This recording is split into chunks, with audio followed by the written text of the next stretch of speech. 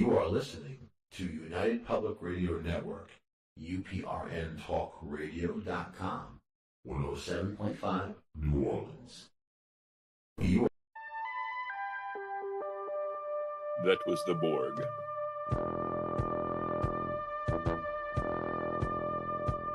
Tune in to UFO Undercover, Wednesdays at 8 p.m. Eastern, with your host, Joe Montaldo, right here on the Paranormal Radio Network.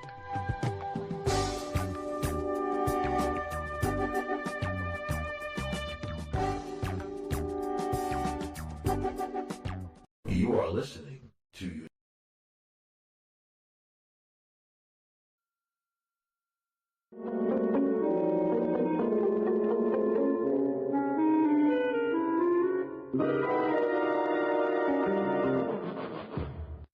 Hi, you've got to listen to ICAR, that's International Community for Alien Research, www.icar1.com. I should know, I'm Irish. I had had enough.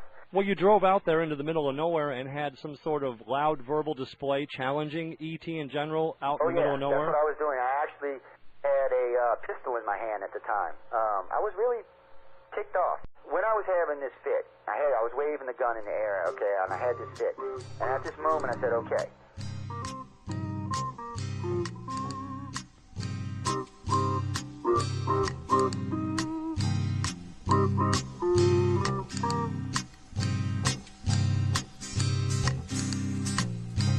Jay, we need to make an AI video at the song. He was a Louisiana man named Montaldo. Right, you're supposed to take a view, so you can add anything. Worked with I don't know if we can do it on here, don't but you know? Investigate. That would be cool. see, we could even add you in there with it too. It's the song. Out for a drive with a gal one night. They stopped to check out a reporting site. When an alien lit right there on the ground, commenced to throwing his weight around. Now, old Six Gun didn't take too kindly to that kind of thing, especially without Vaseline or anything like that, you know. Seriously. Well, Six Gun looked that critter right in the eye and said, "Any last wish before you die?"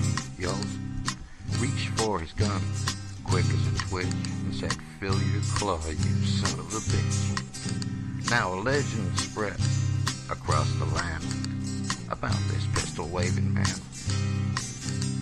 But if you're from space or from Earth below, you don't give no lip to Six Gun Joe.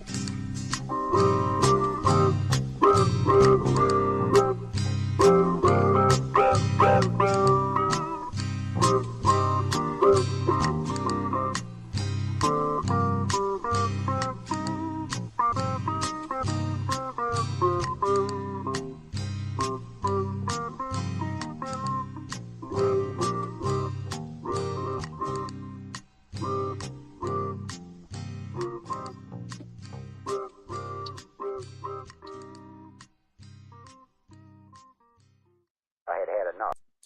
Well, welcome to the Six Gun Joe Hour. How y'all doing out there today? No, that's 31 Gun Jay. He's hiding out at the moment. What he's doing. Oh, He's, I'm here. He's Belinda. Well, yeah. No, I don't have power. I might have. Who knows? Everything seems to be running good. Oh wait, no, hold on. No. That's we do that when we start shows. Usually we're running in this mode right here. Yeah. Except Jay's gonna get the alien sitting on his head. It's Oh, yeah, I see that. so where you from, Belinda? You didn't say. Like New York, like Brooklyn, somewhere like that. No? Queens? How you like Queens? So wait a minute. You know, I don't want to make this a political show. There you go, Joe. Okay, you look a little weird, man. It's like a weird hat. Ow. I'm not even going to say what that looked like. Make it Anyway. workman's comp, I just threw my back out doing that. This is the Jack. No, oh, you want to go to the AOC? Really? I can't ask you why on this show, but if you come back on Friday night, I'll ask you. I can't guess see. anyone who goes to an AOC convention and listens to her speak and then walks out feeling much smarter than when they went in, I would hope. No, but I don't care who you vote for. That's what's so great about America. It doesn't matter. And a lot of my friends don't vote the way I do. But they're still good friends of mine. So I mean, what brings you in to listen tonight? So yeah, the topic isn't really deceptive. It's the Greys, especially the Greys, their ability to use their essence of who they are, their consciousness, whatever you want to call this life force energy. They can use it, the energy itself to control, as far as I know, almost every aspect of life.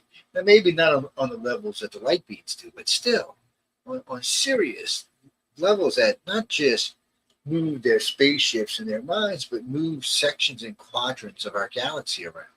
Because they can also stop things from moving, such as handguns. Yeah, there are a lot of things like that. But so instant freeze.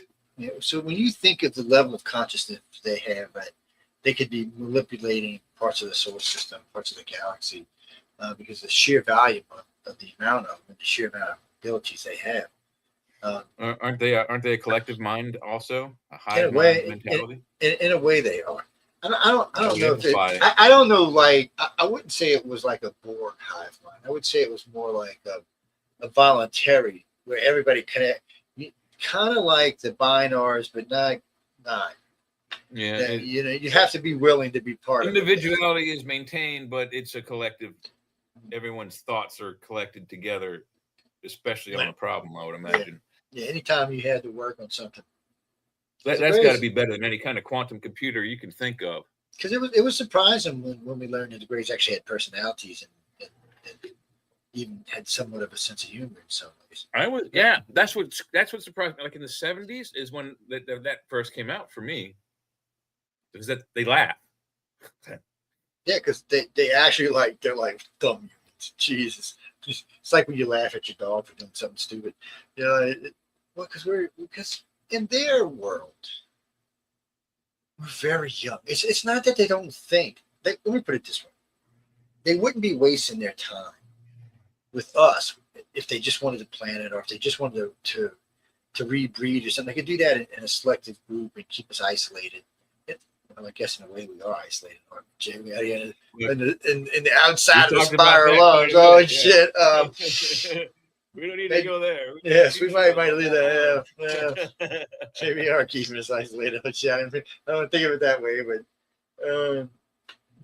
Belinda, there's lots of reasons why we're not in the spiral. Number one theory for me would probably be as we started eating the Sagittarius galaxy, whatever's being pushed through either pushed us over here. Either we're from that galaxy and we've been deposited here, like other debris. The red dwarfs around us are actually from the Sagittarius galaxy. So regardless, something and or some things moved through the solar system, probably helping to push it outside of the galactic arms and in between the spiral arms where it is. And then also probably damaging almost all the inner planets. Yeah. So look at it like this, Gray. So where are you from, Gray, by the way? San Diego. I like San Diego. I ain't been there in a while. Look at it like this. So you hear Jay and I talk about the Mariner's Trench on Mars all the time. So picture this. Here's a galaxy about a half, maybe a third the size of Mars. Okay, the Milky Way is like, damn, I feel a little hungry, man. I need a little donut to dip in here. So it just snatches out, grabs the damn thing, starts pulling in. Once it makes contact, it can't break loose. So even though they're both spinning, this one's spinning, everything's freaking spinning all over the place, it's still being absorbed by the Milky Way. By the way, even right now while we're talking, it's still being absorbed by the Milky Way. Got a long ways to go. But and since having like the Jack Webb, and other telescopes, we've seen there's the stellar nursery. I think it's what they also used to be called the Horsehead Nebula, but it just seems to be the top of a place where brand new stars are starting to spark out and solar systems are beginning. From what they've observed, just like this is probably one of the few true things in our science and or history, if you want to call it science history. But it seems that in the formation of galaxies, and then at the lower level solar systems, which are developed in the exact same way as a galaxy, just on a lower level, smaller level, like things tend to gather together. So the heavier elements are towards the inner parts of the solar system, our planets and so on. And then the lighter elements are out towards the outer planets, which tend to be either gaseous or just like balls of water and ice, like what you call it, Pluto, which has lost its planetary status. So that's something we can. That's something we can kind of rely on if we're going to go out looking for exotic metals and materials that aren't on our periodic table. We probably want to look at the inner part of a solar system first and try to get the heaviest elements that they have. Start their first and second planets from the sun. That's where the heaviest, most exotic. We don't have that stuff. If we were on Mercury, we'd probably have tons and thousands of gallons we'd also helium-3. So anyway, we'd also be dead. But anyway, getting back to where we were. Getting back to where we were. So all this is going on while everything's spinning. It's being sucked in. So if Earth was existing at the time in the spiral arm, which is where it would have been, because there's no reason for it to be where it is right now, other than being pushed out here or drug out here. There's no reason for it to be here. There's no nursery that would have created us and put us out here. And our sun's not rogue. It's not spinning wildly out on its own. So you got to wonder what happened. So two things could have possibly happened here.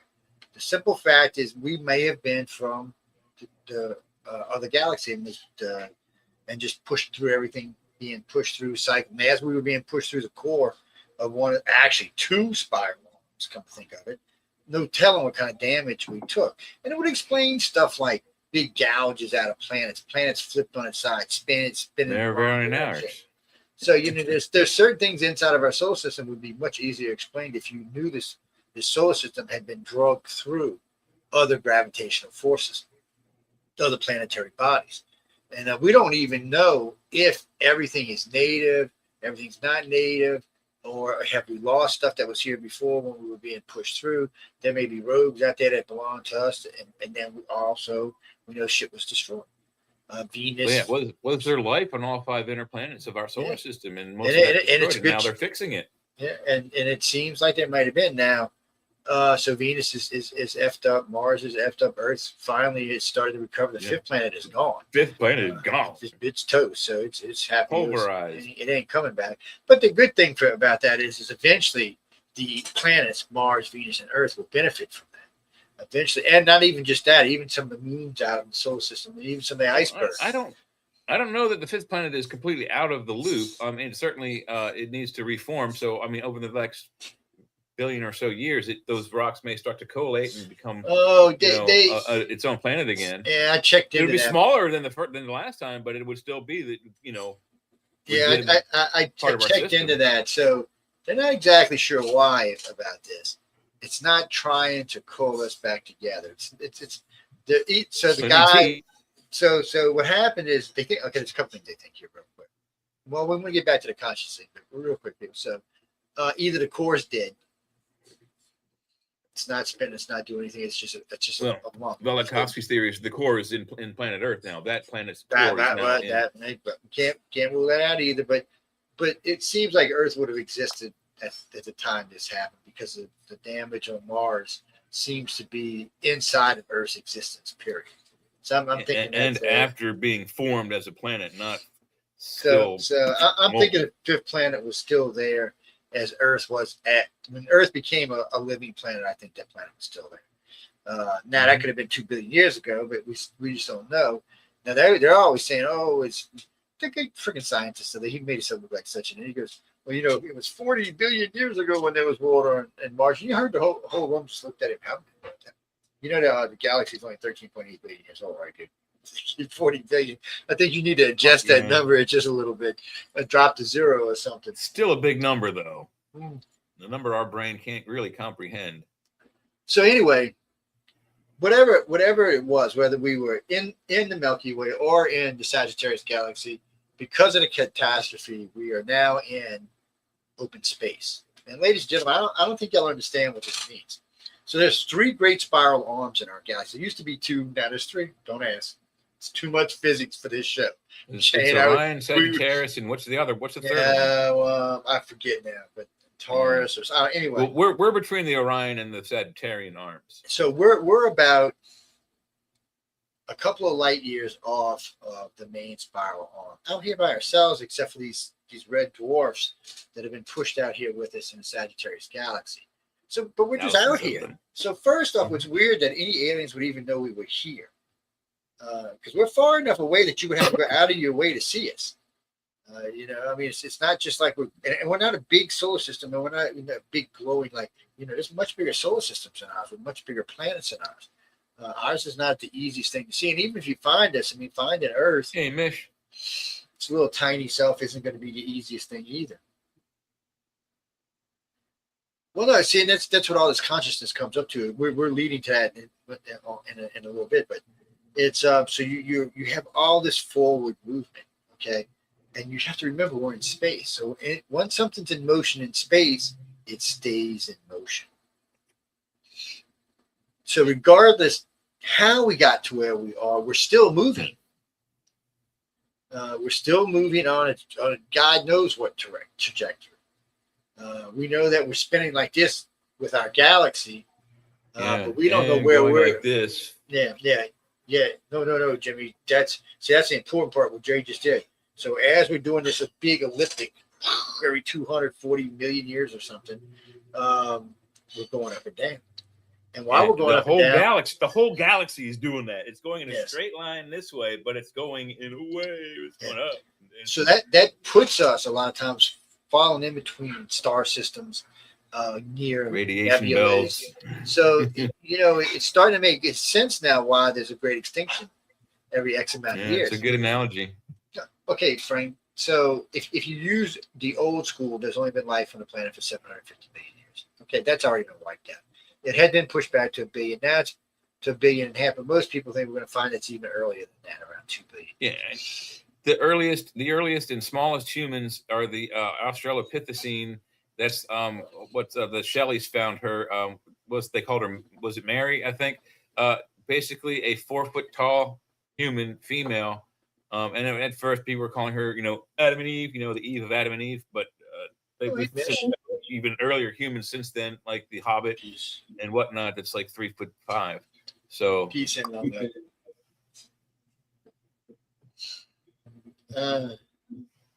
So we're stuck here now, floating around. So how do you stop a solar system? Wait, you can't just say slam on the brakes because.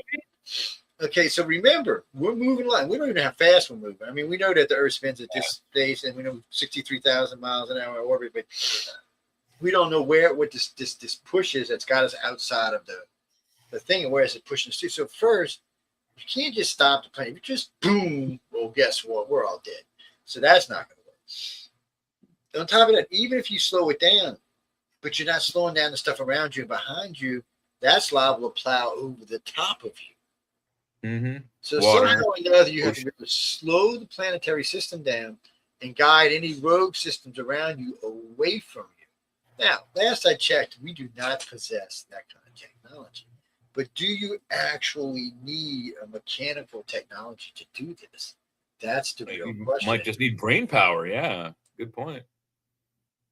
So what did Spock say about like the brain power of the Telosians? He said we could find that their brain power is so vast that they could reach out and have one of us push the wrong button, see the wrong thing, and bam, we're vaporized. And that's very true of what any of the races with telekinetics and telekinesis and telepathic. It may be why the Greys and them abduct RH negative bloodlines, because telepathy seems to be more prominent in RH blood eggnog. But remember, people ask me all the time. Somebody asked me just the other day, well, I don't understand why there's not more telepathic people. I said, well, start off with RH negative only makes up 15% of the world's population, probably about 17% now, but still only about half of them are true telepaths.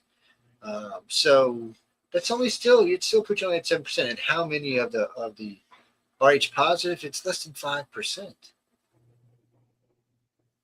Yes. Oh no, it's leaps and bounds ahead. The RH positive, the RH negative people, and they tend to be much more. RH negative has grown from 7 to 14, almost 15% now.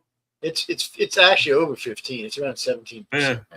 So it took 40,000 years. So it took 2 million years for RH positive to get to where it is today, And in less than 40,000 years, Rh negative has picked up for 17% of the world's population. And when did we first realize it's in our DNA? When is it not there? When is it is there? Do we have a defining date? Because we don't have a defining date for the missing link either. No. So this is what kills me about hematologists that we worked with on the iCard. They ranged it between 25,000 and 65,000 years ago, anywhere in that period. And this is their words, not mine. Out of the blue and for no known scientific reason, this emerged on the scene. There is no reason why this came along because one, basically at the event of the Chicxulub explosion is when that happened, right? Or directly after, probably after. So what we would really need to know here is we know where some of the Rh negative groups are, especially like O negative groups. We know where some of them are on the planet, and there are groups are. But we don't know where everybody is, and there's other stuff that we don't quite understand yet. Why do I say Rh negative? Because there's people testing this. Yeah. Are we able to track UFO sightings correlating to population centers with lots of Rh negative persons? Well, I can tell you what iCar can do. If you say, "Hey, I was in Phoenix, Arizona on January, blah blah blah blah," I can put it in a database, and if it's in a database about this particular sighting, I can also add with any of the witnesses have they identified on their forms to be Rh negative, and what was the percentage of Rh negative in the city, in the area. It'll tell me all of that. It'll spit all that up. It's the database is when it was built. My biggest bitch was, and this is 28 years ago. Before the organization was actually an organization, I was bitching, if we're going to do this, we need something that I can type in red orb, and everything from every file, wherever was entered into that thing that has a color red or orb on it, pops up. So you'll get, instead of getting one or two hits, you'll get several hundred. And all the stories have a red orb in it, yeah. Yeah, so, or a red flashing light. It could be anything, but it'll show you all of that in case you're missing something.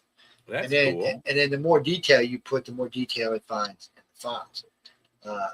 Because I was lazy and I wanted to be able to just type in, "Hey, I need this gray alien scene at night at this color with these people." Any cases, with this activity, any cases like this, and it would pull them up, and you could. It's also what helped me with Charles Halls because weird shit reported in from Charles Halls. It didn't come to me; it went to the sites. And I don't correlate all the data that comes up the site, just some of it. And then I always get copy. I get the master copy sent to me every so often to update the major copies for the organization. But I hadn't seen it, so when I put my latest copy in to see what was new, I typed in. I type in aliens gambling in Las Vegas. That's all I typed in, and like 11 cases came. I was like, what? So I started reading, and that's how, got in touch with state troopers, taxi cab drivers, and we're able to authenticate that it sounds like Charles Hall may have been telling us at least what he thought was the truth.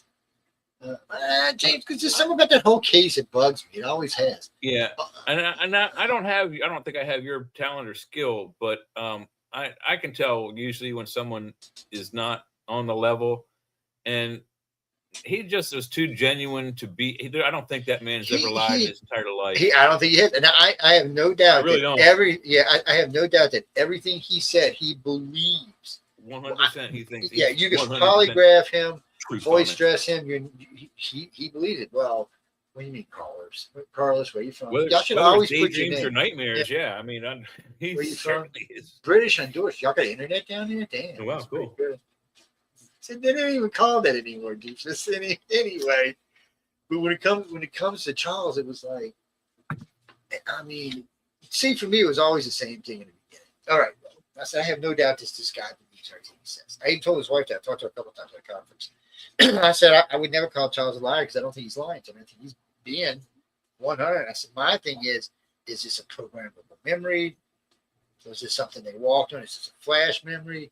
Is this a cover memory? Or is this what really happened? And I said, and that's for me to determine, not for you or him to determine. That's my job. Right. Philip's job. It's Baldface's job. We can't determine for him. He's already determined. It's 100% real to him. That's yeah. And so you know, I got into it. He called me one time. It was about 5 years after his third book. He said, "Well, what do you think, Joe?" I said, Charles, nothing's changed, dude. I said, I believe you 100% everything you told me. I said, I just don't know if it's your memory or not. And I said, that's what I need to know. I said, I've had cases over the years that turned out to be something other than what we thought it was. And I said, raise consciousness, like that. So I told him, I said, you know what? Why don't you come on and we'll do a plea for people who in Vegas that who may have seen this, and we'll put this out like that. And I said, you know what? I'm gonna be on Coast to Coast the following week. I said, I'll bring it up on Coast as well. And because of that, we did get a little bit of information out of it. And eventually we got the case we got today. So ICAR's funny about things. But so we have 14 or 16 witnesses. So that's enough for us to take it from, I don't know if this is a real alien to this is probably something real. No, Gene, the way we do this is it's because we get a lot of first-time aliens, okay? Mm-hmm. Most first-time aliens are bullshit. Just like we get a lot of first-time spaceships. Most of that's bullshit. Anything that's happened on this earth that's repeating, you're going to get all kind of information about. Like types of craft, types of aliens, things like that, the way the Greys look, the way the reptilians look, their personalities. There's been enough people abducted and enough researchers now studying it that we can honestly judge they have personalities. These aliens can be irritated. They can laugh. Shit, from what I hear about the reptilians, they like the Klingons the way they laugh. Big, fat belly bowl laughs. I've never heard of it. I don't know if I want to hear reptilian. That doesn't know. I might want to go the other way, man. I think the new modern Klingons are basically molded after the reptilian description. They might be. They have a leathery skin. It looks like leather, but it isn't leather.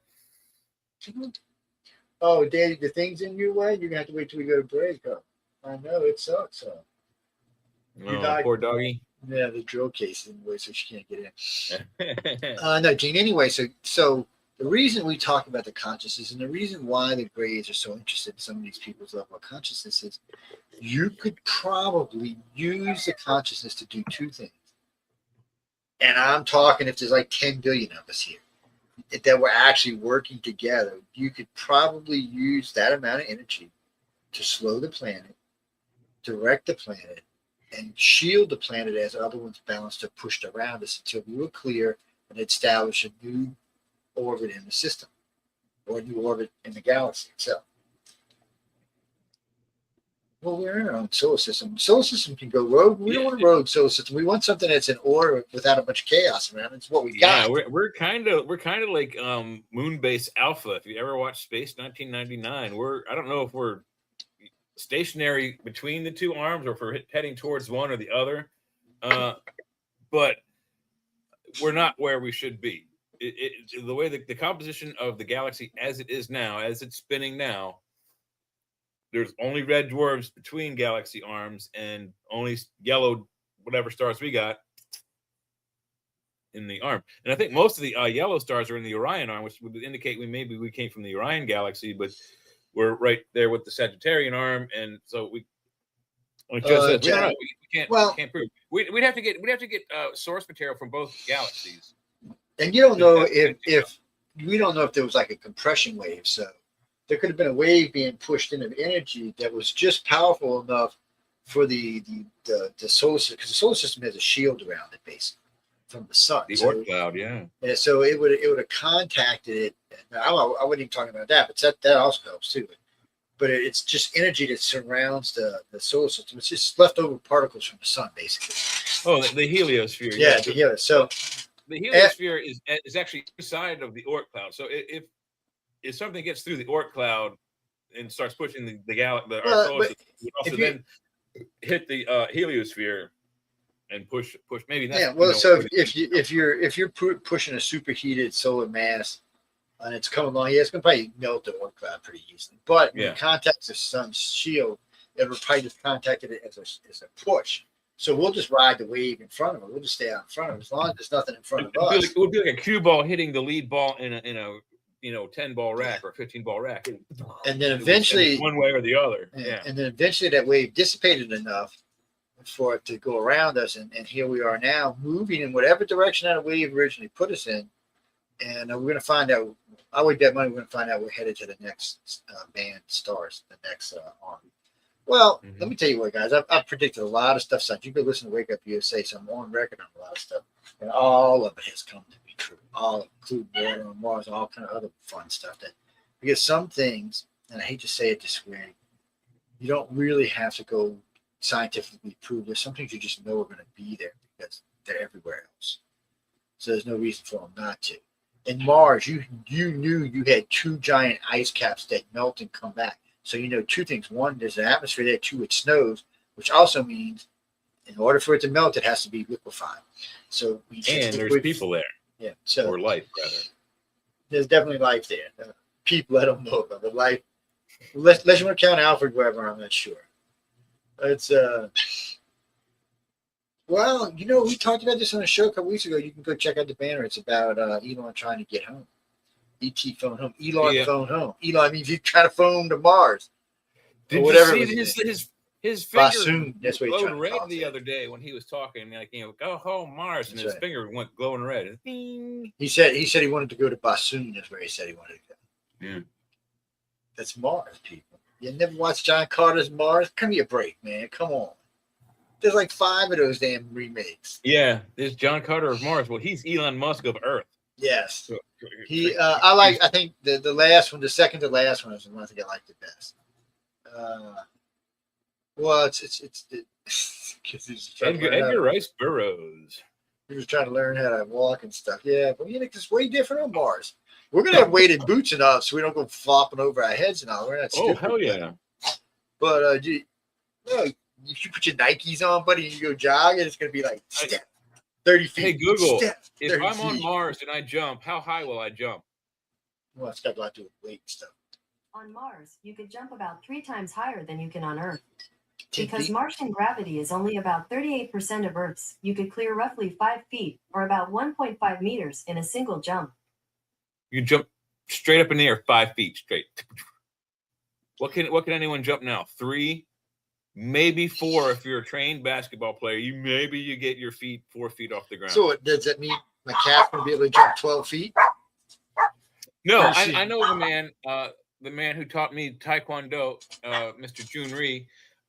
He's been in a few martial arts movies, and he invented the colored belt system. So any martial arts group that uses the white, gold, green, blue, red, blue, brown, black color scheme, he came up with that in the 50s when he started his Korean his Taekwondo schools. Anyway, this man had 2 records. His one record was a running jump kick, and then a standing running side jump kick and a standing side jump kick.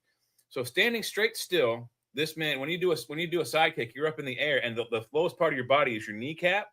So that's where they measure you from. And this is in the Guinness records, I think. 6 foot.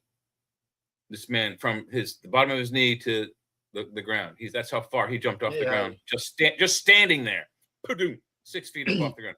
When he did it running, he was 12 feet, which is the reason why the running jumping sidekick is it was a maneuver in Taekwondo to the Chinese horses are a lot shorter, but it was to dehorse an adversary. He jumped equivalently over a European horse and the rider. He missed both of them. 12 feet, one dude. That's amazing. But that's unheard of. No one else on the planet can do that. On Mars, everybody could do that. Jump up 6 feet. Mars, it's going to be interesting. Who said Olivia? No, so if the human race can, maybe with the guides of the Greys, can just really understand how to concentrate, they can probably slow the planet down. They may already be doing it subconsciously.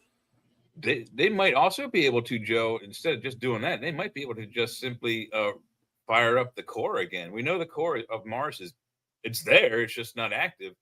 But activate that, just like in Total Recall. I mean, it sounds stupid. Once they get ice ball, they turn on in the atmosphere. Blah blah blah. No, but I mean, seriously, if they were able to reactivate the core, and it's a magnetic core, that would block out whatever residual radiation. I mean, that would probably be the safest planet in the what we call the Goldilocks zone, because of now having a proper radiation cover. That could change the playing field dramatically. Just doing that. We don't have that technology. They probably do. But first, if you don't slow down, the solar system's going to collide, and it's not going to matter what you do, you're going to be dead. We don't know that they're not engineered our. We're definitely moving. We're definitely moving away from the spiral. From one or the other, yeah. Which means somewhere along the line, Dean, what's really bad about this is eventually we will fly out of the galaxy. We will fly straight through the other arm and right out the other side of the galaxy and find our ass in deep space. Unless, like I said, this is an engineered move by okay, so I have, and we've talked about it. I speculate that something physical went through the solar system. Maybe it was something that was large enough to crack Planet 5, tilt planet Earth, fog up and spin Venus the wrong direction, and destroy Mars. And as it did that, it was large enough to, as a kind of a slingshot pulley effect, bring our solar system with it. And now the aliens that are visiting here are trying to slow us down and course correct us so that we don't veer off course and explode, but rather slow down and merge with whatever arm we're heading towards. We can only speculate, but you got to hope one or the other. Well, as far as how we got here, really, there's only two ways we're going to get here. It would have took something, not something passing through. It would have took something pushing from all sides. At least 2/3 of the sides, or 62%. It would have to be very large, yeah. So it would have to. Well, that's why I said. Planet. I'm pretty sure.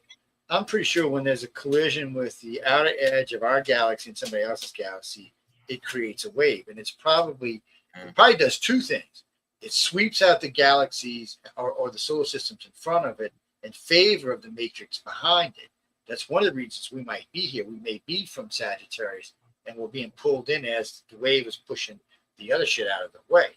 Or we got lucky, and we were part of the stuff being pushed away, and when the wave died, like any wave in any ocean, this is where it deposited us. Yeah. And but it's one of those two theories. There's no doubt about that part. And even science has a hard time. We keep going. We don't have a beach to stop on, so we're just that's the problem. We stopped at. We're still moving. Yeah, we're still moving. And granted, the galaxy is a big, huge place. 160 light years across, 160,000 years across, whatever it is. It's it'll take us a while to get across it, but hey, we can cross it. And we can find ourselves looking out in deep space with nothing.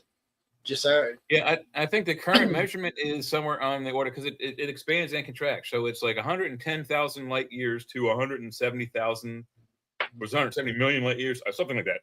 It's 110 to 170, and then it's light years. I don't know if it's millions of light years or whatever, but because it's doing this kind of number. That's why they do that. But still, when I was in high school in the 80s, they measured it at 60 to 110, so it was half the size. Yeah, it grows every so often. We know it's bigger. Yeah, it grows every so often. So let's see. That was a shock that also one of my researcher buddies, two of them, the Strongs in Australia, they kept saying the Earth grows bigger every year. I'm like, no, it doesn't. And they're like, yeah, think of all the things. And we had an argument for I don't know, a couple of days. Not a mean one, just kind of like the ones you and I have, with just pure logic coming out, and then finally I was like, damn it, you're right, both of you. So we collect material whether we know or not. There's I think the calculation is something that's the size of a pebble, a rock the size of a pebble lands on the Earth or in the ocean, like thousands of them every day. On the weekly level, something about the size of a fist or a heart lands on the land or the water weekly. Something the size of a boulder or Volkswagen bus once a month, and then once a year there's usually something that's pretty big, that's significant, but it's usually always in the water. And people don't realize that, but each time that the planet absorbs all that's more material. So it takes billions and billions of years, but we would eventually, just by collecting through gravity material in our universe, we will grow bigger and bigger and bigger. That's a pretty cool thing, I think. All right. Well, no, Dean. If you were a great Yes, alien, those guys. Yeah, we had a good argument, Stephen and Evan. Yep. No, if no, well, the Greys have to have a real reason to be here. As far as advancing us, they didn't even have to come here for that. They could have just shot some DNA down here. There's a lot of things they could do without actually, even technology. They don't have to be here to give us technology. You'd only be here if you were guiding the species into some type of enlightenment or some type of upper level. Or if you knew they were going to all get wiped out and you just want to watch it so you could go, ha, ha, ha, ha, ha. Could be any of those things. But as far as, all these other bullshit things, these races are so far older than us. Just even some of the stuff they would like to give us, we just wouldn't even understand. We'd be like, what the hell is this is magic. It would be like Alexa that could do everything really for you. Right? It would be like Alexa would be your personal, what do they call them on Star Trek? The thing that makes everything replicate. Yeah. It'd be. Imagine how cool that would be. Hey, Wall, make me a bass guitar, fretless, 35-inch scale, Fender Precision. Bing. And then the computer says, okay, rendering will take, 72 hours, 67 minutes, and 5 seconds. Start. And then 3 or 5 days later, whatever it is, you have a damn guitar. You didn't even pay a thing for it. Well, no, you'd be able to do whatever you want. Yeah, it's so for us, need energy. So for the Greys, and it seems like they're here for the long haul. It's really more about our consciousness. And I imagine we got a long time. We're sailing across the cosmos, just chilling. We're actually sailing across our galaxies. We're sailing across the backside of our galaxy. Yeah. And our galaxy's spinning around something also. We don't know what it is, I don't think, but well, yeah. So the galaxy's tracking with the rest of the galaxies, just like a movement. Well, it's weird, Jesse. So it's a couple of movements. First, you got this groups of galaxies that spin around each other and spin around, but they're still moving as a big pack like this. And then this galaxy, it's like, it's just a single, but they're moving too. How do we know they're moving? Because we're headed for Andromeda, and guess what? Andromeda is headed for us. So when they made the original calculation, they said like 3 billion years, right? And then they realized, like anything, when you got two cars headed towards each other at 100 miles an hour, it increases speed. It doubles impact, yeah. So if this car's doing 100, that car's doing 100, it makes it 200 mile an hour. 200, yeah. So yeah, I think also because we have gravity in effect, it's that gravity has it doesn't have a brake. So the closer we get, the faster that time frame. It may be 3.5 billion years now, but next year it might be 1, and then the year after that it might be. Well, now it's less than a billion years because the gravity involved between the two galaxies. The speeds will increase as we get closer to each other. And another thing, as you mentioned about the motion of the universe, people probably don't realize this is that everyone used to think it was like we're like a ball explosion going away from a central area. What it is it seems to be more of an area of effect, a cone, because we kept thinking years and years ago out like this. We're going out like this, but we're also spinning. But we were thinking that there's some that are slowing down and backing and going back towards the explosion, and some that are going in the opposite direction. Well, that's because we're spinning like this, and we're like right here looking at it from that direction. So our perspective wasn't correct. So now we know that the Big Bang is like. It's like a shotgun blast. It's not a like. Well, they think that because they can't actually see back that far in space yet. But but that's probably why. If it was a ball, we wouldn't have things going like that. Everything would be going, central from a central point in the same direction, central to that point in all kinds of arcs from that sphere. So but we're not doing that. We're going that way, and then spinning as we're, going like that, like a shotgun. No, they've been so wrong about the beginning of the universe. They don't even know how to act half the time. They mess up. That's why they don't want to rewrite the books. They don't want to say, we didn't know. Well, originally there was supposed to be no galaxies at the beginning of the universe. Then there was supposed to be massive dead galaxies. Then they find these supermassive, still alive galaxies that are probably older than the universe, which is, wait a minute. How does that happen? Wait, is that kind of like the people that were here before Adam and Eve? That doesn't sound right. So we have supermassive galaxies, maybe left from the last Big Bang. Maybe that's who triggered the new Big Bang. Who the hell knows? We're not even sure if the Big Bang is what we think it is. Yeah. Some people think it's a bleed through from another dimension. We Crack might in time actually and be space. a chemical bullet shot from a massive shotgun. It's very weird. But anyway, so right now for Earthens, probably developing your consciousness as a group and as a society would be the most pertinent thing we do. And think of it this way: if you want to stop the aliens, we're not going to have their technology for 100 million years. So the only prayer we have is to develop the brain skills. Or to develop some really powerful friends like the Greys and the reptiles and a few others that are They are friends, but they're looking not out gonna, for us. They are friends, but they're not gonna tell the white beans no in the council. They're gonna be like, no, sir, but they will protect us from, say, an invasive species that wants to conquer actually. this area. So the way it currently stands, if we're invaded or if we block ourselves, they cannot directly interfere. They cannot get involved. They can plan. Can be taken. They would if 2/3 of the governments of the planet said yes. Well, that's never happened. But otherwise, no. Yeah. They and I don't think they can. I don't think the council would allow. It's the you have to be a member. Prime directive. It's they might like us. They may think we have potential, but in the end, we just little insects. We're not space traveling aliens.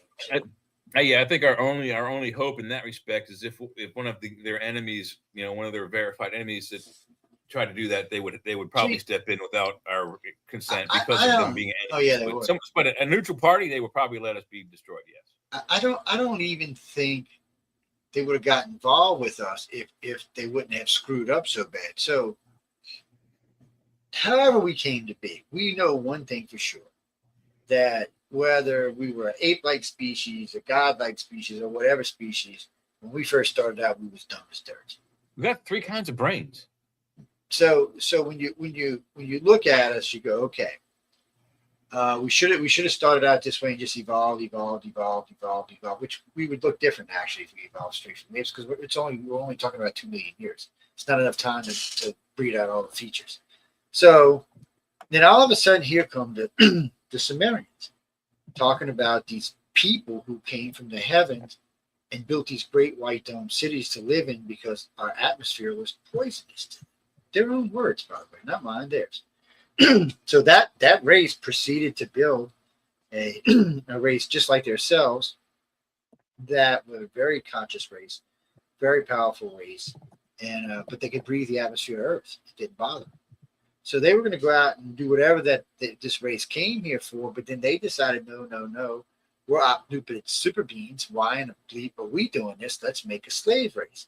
And according to the Sumerians, they created the 7 races, the seven trials, or whatever they call them, with the race before us being the last race. So they said there was winged ones, dog-headed ones.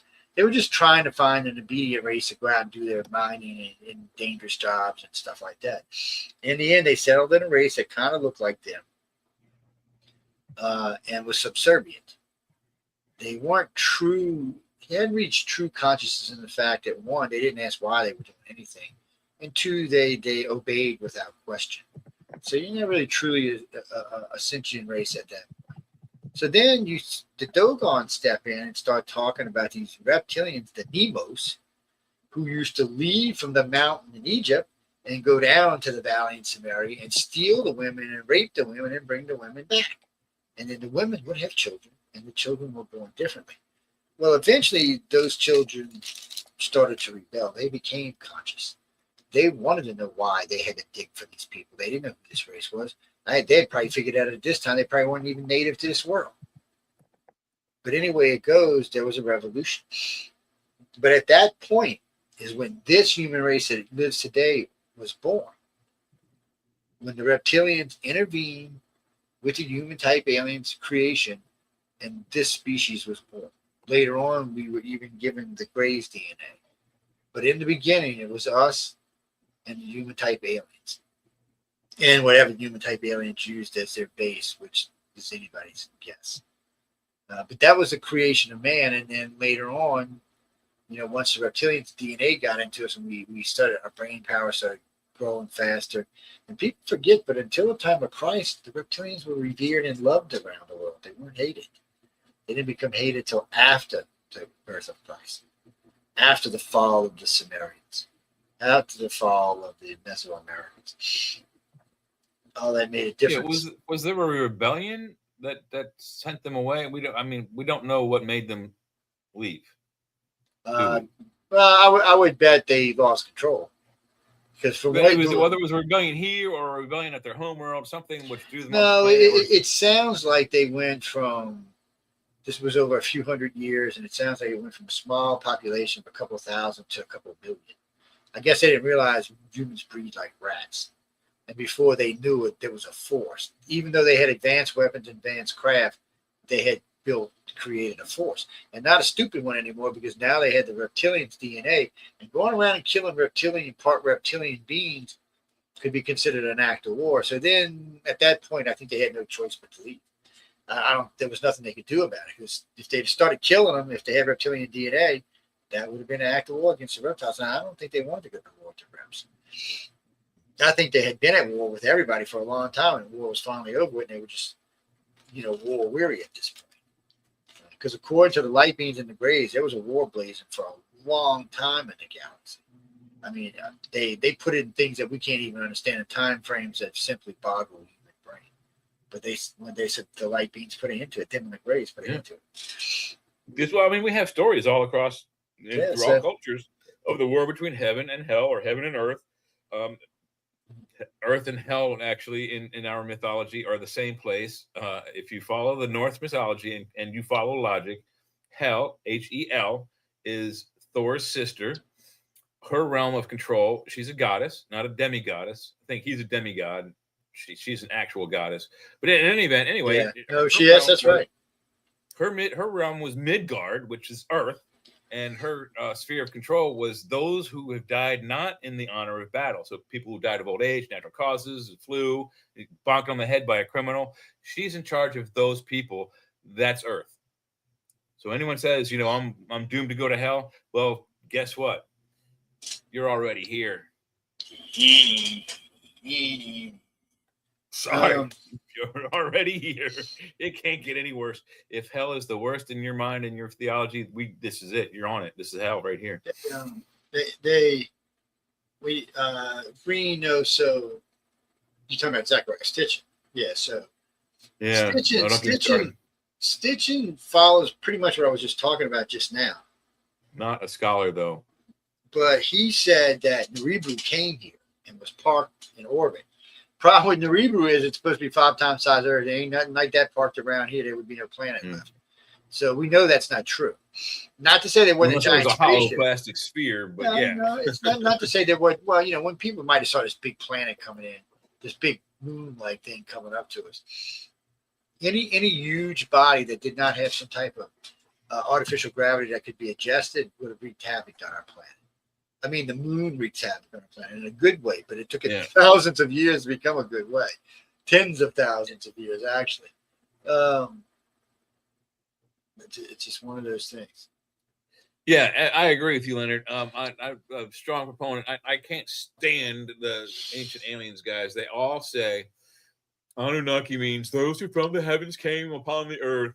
No, it doesn't. I've looked it up everywhere. I'm not a scholar. I'm not a theologian. I'm not a linguistic person. I know a few phrases in many languages, and most of them are unfriendly.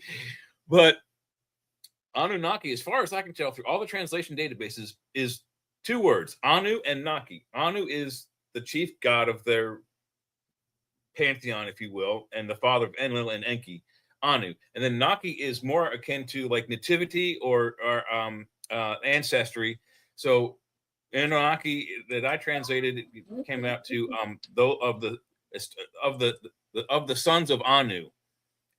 Boom. That's as much best as I could get. As a translation, the son of the sons of Anu, and that's Enlil and Enki. It's their story. Awesome. I knew a dude who spoke like 32 languages. He was a monk, but he's passed away. What's now even crazier than all this, we're talking about these races as the ones who started all this, but then we've got a problem, though. we've got a problem though, because now we're finding cities much older than the Sumerians. 2 in India. 2 Was in it up Cuba. to 5? Is it 5 now in Cuba? Well, it's two, technically 2 for 3. sure. But there's 2, more. there's 3, but we're only going to go with the 2. Oh, cool. The one in Cuba, they don't like. The one on the other side in the harbor, for some reason, they don't like to talk about it. So there's 2 for, of course, we got the one in Japan and the new pyramid we reviewed on one of the shows last week. That's 6. The 2 off the coast of India, 7, 8. There's Wow, that's cool. at least 8 cities that date 15,000 years ago. People, what the hell? What the hell's going on? I was taught in school by the Roman Catholic Church. Knight Commander of the Victorian Order or something to that effect. That means my flaming sword will have to chop your head off now. Yes. I'm a sworn Templar killer, dude, so you just be careful. Yes, yeah. It's a family business, man. My sword absorbs the power of your sword, so send it. It's a family business. I'm ready. What's up, Jimmy the Greek? What you up to, baby?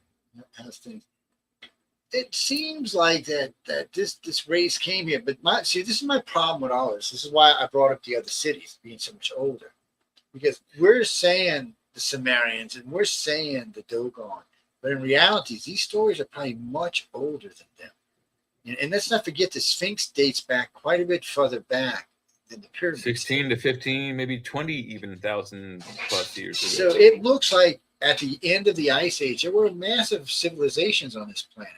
Maybe because ice started melting so fast, a bunch of them got drowned out. But for a while, and we don't know how old these cities are. So, okay, we're saying they date back 15,000 years, but was that the founding of the city, or was that the destruction? Are 100% knocked over by some sort of tidal event? Because there is ancient seashells up there that are normally found like at the bottom of like things like the Mariana, 8-9 miles underwater, and they're on. The Andes are like the second highest mountain range on the planet, and that's what happens when you have big tsunamis. Explain that. So something came over. big tsunami or a big or an asteroid. Something tidal, a big wave, something that's 1,000 feet high or 10,000 feet high wave. Yeah. Oh, Jesse, they've been 1,000-foot waves on this planet before. Don't let me tell you that's not true, because there has been. Because there's been just from the rock that hit in South America, the one that killed the dinosaurs, that wave should have been somewhere in excess of 5,000 feet. Yes, rolling across. And let me tell you what, it didn't stop when it hit Africa. It just kept on rolling. It went right across the continent.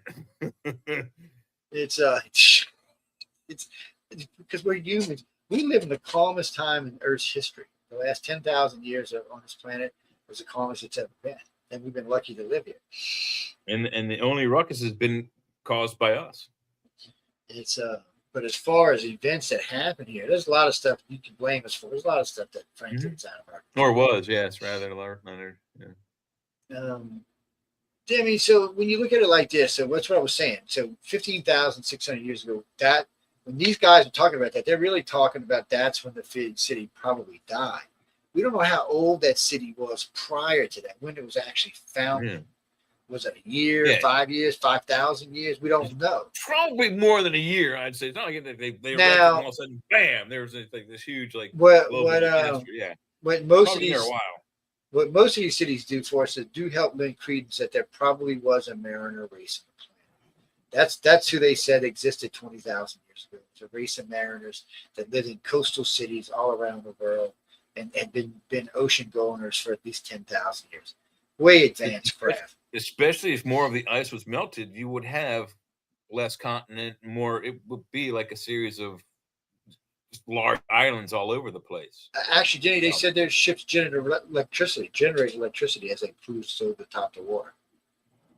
Yeah, so they're doing something. They're doing something to extract electrolytes out of the ocean, because the ocean's very salty. Salt water creates electricity just naturally as it is, but you'd have to have some sort of collector amplifier, because it's essentially like static electricity. You shuffle your feet on the rug, and you go to your brother and you hit them in the ear, zap.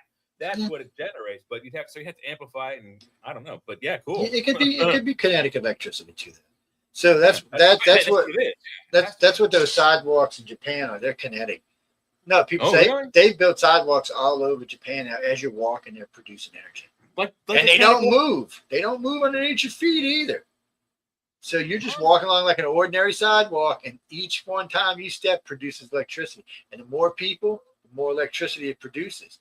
And now they're going to do the roads like that. They want to do the roads in a double way. They want to make a solar coated road with that type of kinetic energy stored too, which means they're high. You see this, Joe?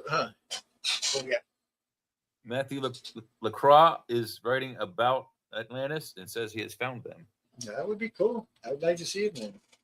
Yes. The Atlanteans. I'm not backing down. My speculation is it's under the ice of Antarctica, and once they melt it, we'll see the circular rings in the destroyed city and all the guys who survived because they have energy and technology we just can't fathom yet. But anyway, that's for the 2030s. It can't be up there. Or down there. Well, that's no, not because of that. That's not the reason why. Sticking with it. Because Atlantis isn't supposed to be that old. In order for Atlantis to be under the ice, it has to our history is 100% incorrect. So not when it comes to ice cores. We pull ice cores all the time. Ice cores don't lie. Ice cores tell you how long. Ice cores don't say that Atlantis was or wasn't. It just no. Ice cores can say how long the ice is, how deep the ice is, how old something is, and if it's under the ice, if it's under the ice, if it's under really ice, it's at least 1 million years old. It's so that's not Atlantis. That would be something else. Atlantis is much newer than that. Atlantis was part of the Caribbean myth, so it had to have been in the last 100,000 years. You got your story, I got my story, and I'm sticking with it. That's not story. I'm just going by what everybody wrote about Atlantis and Plato and all of them. You mark my in let's see. And it was in remember it was in a tropical location. In 2031, in the new decade, it'll be revealed that Atlantis was, or Antarctica was, Antarctica is now Atlantis. Well, it was in a warm climate. How did it get way up in a cold climate? That takes millions of years to get to a cold climate. Because it's not like we just go. It flipped. No, the surface flipped like really quickly. The surface don't flip. Like the planet would have cracked. Explain the herd of Siberian woolly mammoths that they're cooking up for filet mignons up in Siberia, flash frozen, edible, and yeah, maybe so flash frozen, but it didn't flip the continent. That would have been a whole different catastrophe. You can't flip continents. When it was when people used to talk about, oh, the Arctic's going to flip. No, it's attached to the planet. It can't flip. In order to attach it, in order for a continent to flip, it have to rip itself away from the. No, we are floating on a ball. We are floating on a ball. But we're still attached. We're still attached anywhere you go. So you have to rip yourself apart. When as you did that, a magma would just fill in the entire area. It would just be a big flat red floating ball after that. And I mean the entire area, the whole of Earth. That's how you know that it's not what happened. It's just science is some things that you can rule out things. The only way in Atlanta would be completely destroyed if it flipped. It would be just mushed. It would have been mushed into the mantle and melted into God knows what. Atlanta's supposed to be intact. It's supposed to be either in the Caribbean or the Mediterranean. That's where all the famous people in the world said it was. And the two people who said it actually been the two Greek scholars who wrote about it. And then Lemuria or Mu is supposed to be in the Pacific, somewhere now. Like the Philippines, and then going down towards Australia would be its realm in that circular sphere. Actually, Kirby, I would be hoping Jay was right, because if you can push our existence back 1 million years, that changes everything. Changes a lot. That means we were probably a space planet race at one time, and something happened here.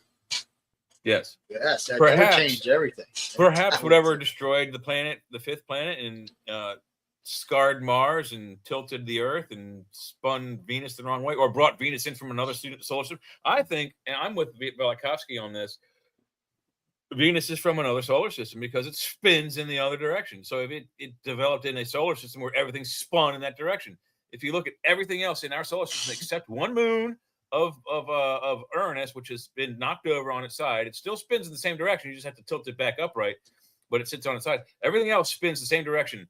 Venus spins opposite. Why? Because it came from somewhere else, in my opinion. But anyway, that's just the way I think it happened. Is something came through, did all that damage, and these gray alien guys are trying to reset the pool table. Really?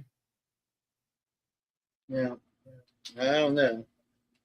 Anything past any planetary body past through a solar system would cause massive amounts of damage. It implies they have more than just a vested interest. If they're trying to repair damage, like if there were 5 different planets here that were alive, the 5th planet, Mars, Earth, and Venus, that all had life on them, and they've all been foobarred by whatever did the destruction, and they're trying to fix it. Why?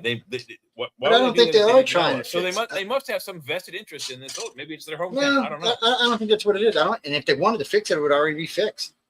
They've been here a long time. They could have Mars could already be inhabited. Maybe the damage takes that long to repair too. No, I don't think in the greatest case it would take that long. I don't from what the way they express their technology, and even the reptilians and humans, the way they express their technology, terraforming Mars is child's play. Their own words, it's child's play.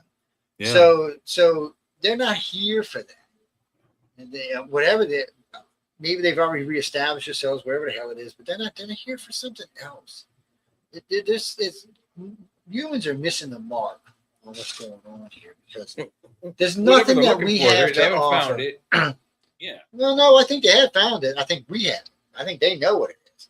But I still think they're looking for something because whatever they're saying about the great experiment that they're doing with us, and it is almost over. So whatever the great experiment is, whatever the goal is, they're almost ready. And in their time frame, like Joe says, could be tomorrow. It could be, 10,000 years from now. It could be 10 million years from now. But the thing is, whatever their experiment is, we don't know what the outcome is. Is it good for us? Is it bad? Is it only good for them and bad for us? So is it good for both of us? So according to the Greys, Jesse, a day in the life of a Grey is a century on Earth. A day in the life of a Grey is a century on Earth. 100 years. That's what it's equivalent to that, man. Just the way they move through time and space. It's different than ours. They exist. The Greys actually now seem to be able to exist on multiple levels, on multiple dimensions. Even some of their craft now seem to be able to exist. And that's something they've learned probably in the last couple of 100 years. Maybe a couple thousand, or maybe it's something the light beams gave them, whatever it is. It's a very advanced technology, but they look at us like pets. They want to see us succeed, but they're only allowed to go so far. And this because of a couple of things. One, if they wanted to wipe us out, we simply would not be here. It would happen. If they were here to enlighten us, they're doing a piss poor job. They've been here a long time. So that's not their jobs. Their jobs isn't here to enlighten us. They can give us pieces of wisdom. The individual aliens can telecontact these stuff outside the borders of what whoever runs the show cares. In other words, you can say, if your planet would learn how to be enlightened or learn consciousness, you could move forward a lot faster and become part of the galactic community a lot faster. It could also, I've always thought about this, it could also be something as simple as a galactic Mutual of Omaha's Wild Kingdom. If anyone remembers that TV show with Merlin Perkins and the guy, Jim, what's his name, was always, tackling the water beast and trying to add dentures to it or fix it in some way. Anyway, what if it's as simple as that? They're just curious about us, and they're so old, billions of 2 or 3 billion years old, possibly 13 billion years society. We don't know how old their society is. That's the thing. So maybe they're observing us in kind of a nostalgic way to imagine how their evolution was. Because I'll bet you their knowledge of their evolution is just as weak as ours. We don't know everything and how we evolved. We don't know what caused it. Well, I would imagine now, because they can control time travel, I imagine now they know everything they need to know about it. Perhaps, It's more, but it seems like that there's just because all that they could have already done. They've been here so long that everything we're talking about right now is something that project should already been over and done with. Right. So and they likely have footage of our planet's development, like the dinosaurs roaming the earth and all kinds of cool stuff. The only thing I can see right now that we have not learned is how to be telepathic, how to control our consciousness, and how to be what John said. It's more than just being a telepath. So an empath is where you're going to start at anyway. That's where most people start. So the government programs that they offer right now, they do not offer for empaths. They don't offer remote viewing programs either anymore. So Starting in 2020, the U.S. Air Force and the U.S. Navy put out a pamphlet looking for legit telepaths. And then in 2010, they put out a thing looking for telepaths that have RH negative or O negative blood. This is all true. This is all stuff that they put out. This is always on television, made them news and everything. The government admitted that they were looking for telepaths. The government admitted that they had a remote viewing program when Ed Dames was there. But the problem for remote viewing is it's just not accurate enough. It's remote viewing is good. So you can find, okay, well, we know there's a missile on Jack Street in Johannesburg. Well, we know there's, but that doesn't help you get rid of it.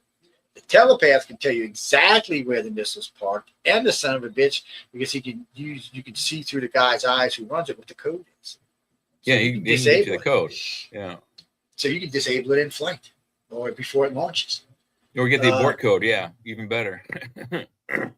So, I mean, and you can also see how the missile's made, the designs. There's just so much more that a telepath can do.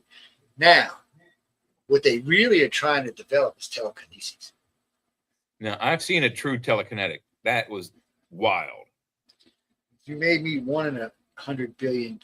Gene, problem for someone like that is they would immediately be swiped up. And now they may or may not be kept, because what the government is looking for is somebody who can go into your head, squeeze an artery, cause an aneurysm, let you bleed out and die, and it looks like a totally natural cause. There is no way, because the guy sitting at his desk, it's Vladimir Putin. He's having a lecture, or he's at his office with all his people around him, and he just blood. Yeah, and there's one guy doing this the whole time. Yeah. No. He didn't have to be there. No, that's what I'm saying, though, that somebody could be doing like this, and you could not put 2 and 2 together and say, oh, that guy putting his arm, he could have been faking, a migraine while Putin's heart is exploding, and he's the guy doing it, No, they would never. It's totally invisible. It doesn't matter. No one would ever detect it. They would never put one in post distance. Never in a million years. Because you don't need to be there to do that. You can be on the other side of the planet. It's not, as far as we can tell, telepathy has no range. It just has no range. It rides on some type of energy. It just seems to permeate in all directions. Yeah, the X-Men kind of have it right, where Charles Xavier is able to read the minds of probably everyone within like a mile radius of his brain. But when he puts on Cerebro, he can touch every brain on the planet. So it's amplified by the machine, but he has no range. He can go anywhere with it. No, just even, I think outside the planet. So no, just you looking. So the guy, the telepath, whoever they are, the individual, Charles Xavier, yeah. So no, I'm talking about in this, but whoever this individual is, they're gonna have a target. Yeah. They're not gonna be trying to just randomly get telepathy in a base somewhere, because you never know when you might hit another telepath and then you feel it. So they're going to be looking for a target like Colonel such and such. Yeah. So, and they're going to know that he goes to work between this time and this time. So, or he's at home at this time. So they're going to know where he lives. They're going to put all that information in their head, and they're going to target that individual at that point. So in the case of Vladimir Putin, like we were just saying, that you could have he's there, he's in the middle of a meet, and then you could be sitting in the White House having dinner. The telepath next to you, the empath next to you, just an hour later, you hear Putin's dead. And there's no, because everybody there with him will be, probably polygraphed and voice stressed and everything else. But the person who did it, the person with those abilities, won't even be in the country, and they won't be able to prove that it was anything other than what it was. Yeah, a vessel pop. The aneurysms happen, kill people all the time. Yeah, and there's other things that could squeeze the heart until it had a heart attack. Yep. Or expand it till it exploded. Yeah. Cut off the windpipe. They could burst the spleen. Any organ. I think any organ inside. If you burst anyone's organ, a kidney, any one organ, you die instantly without. I mean, if you're not within 5 to 7 minutes of a hospital, you're dead. Yeah. So that's how you know there's not that many of these around these days. We know there's a good bit of telepaths around and empaths. There's more empaths than anything else, but there's some pretty good telepaths out there. I believe I am empathic. But telekinesis, on the other hand, seems to be something that's still fleeting, and it needs to be. Oh my God! Without training, it could be deadly. Could you see two teenagers getting an argument and think, "I wish you were dead"? Then boom, the kid's head explodes. Boom! Yeah. I mean, so it's not something as a species we are ready for yet. Telepathy. Yeah. So we're starting out as empaths because this lets us know you can start to sense and feel people's emotions, and you know when people are lying to you and stuff. There's a lot of drawbacks to being an empath. There's some big pluses, but there's a lot of drawbacks too. As we progress as a society, we become more and more our abilities become stronger. You're going to be getting into people's heads all the time. You're going to have to treat yourself, one, how to treat stuff around you as background noise so you're not listening all the time. How to stay out of other people's heads when you meet somebody for the first time. Because they may not sense it, but then they may. We don't even know how that's all going to work out. A lot of people don't think you're going to be able to sense when somebody else is in your head. I think, and in some aspects that's true, but I think everybody who trains yourself probably will know when somebody's in their head. I think the people that are able to, when they walk in the room, they're like, I sense a presence. I think those people are truly empathic. I'm sure when I've gone into rooms that people say, "Oh, this place is haunted," I can tell when there's another presence in the room. It's just I just can't. I don't know. It's weird. You just know. To all my Arcturian friends out there, look, guys. Yeah. Get out there, get your cosmic consciousness going. Slow our planet down, shield it up so these other planets can pass by. Now, I'll tell you one advantage to being out here. Two advantages. One, most of the races in the galaxy won't find us for a long time. But two, Paul Levette's cosmic pulse will probably avoid us being here. Whereas it's going to follow along the spiral arms because when it bursts, well, okay, Johnny, so where are you? Johnny, where are you? Tampa? Oh, Tampa Bay. Hey, how you doing down there? Yeah, Hey, my cool. granddaughter. I got a granddaughter down there. She's a Satanist, yeah. She worships the devil. Yeah. Can I tell you, it's just what she is? No, really, she's a devil worshiper. Yeah, she gets out to enchant and stuff. She's actually a devil worshiper, voodoo girl, because she's from New Orleans. So. No, I'd leave her alone if I was you. She looks all cute and innocent and shit until she puts the voodoo on your ass. No, anyway. Pin, ding, ding, ding. Yeah, not pleasant. So, but that's a whole different off-track question. Well, the aliens, some of it was just an observation. Some of it was observation through participation. But now it's really more about where can the human race develop to. So abductions are slowing down. They're not going to stop, but they're going to slow down to a certain point. And the reason why is they don't need to do it as much now because they're not looking for as much. They're looking But that's because they're also saying their experiment is coming to a close. No, that's all you're saying. No, not in the closed loop. So when they say close, they mean something entirely different than what we think. We think when somebody says close, you're wrapping up something. When they're saying it's more like you're bringing in the control group into a closer box. So you're dissipating part of your thing, but you're still bringing it in, and you still move. so forward. probably look. Here's a speculation. So probably this is the thing then. When the abductions stop, disclosure begins to the rest of the planet. You're probably right. Well, Jesse, they for some reason they're just not ready to stop yet. Well, because they're still looking for that girl. Because that's Hatterack. If you That's Hatterack, man. Yeah. If you've ever seen the TV series Taken, that's what they're looking for at the end. Because they know we're more than the sum of our parts. That's one thing about all three races. Even though they think we're being idiots, and they really do think we're idiots, they know long term that we can surpass all three of them. And I think that's the reason they watch us the hardest is because they know one day we will be the masters of the universe. And it worries them. Well, What kind of masters will we be? That's a planet-wide philosophy. At one point, the teacher becomes the student. That's right. Because it's inevitable. Eventually, you surpass your. Jesse, no, even Alexa knows that. Alexa calls me master. Even Alexa knows that's how it works. We will be. We're a long ways, and it's not happening anytime soon.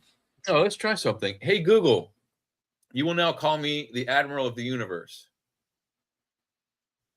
Yeah, they're calling you Doomsday I'd Jay. like to call you by the name the Admiral of the Universe. She's like, Is that right? Yes.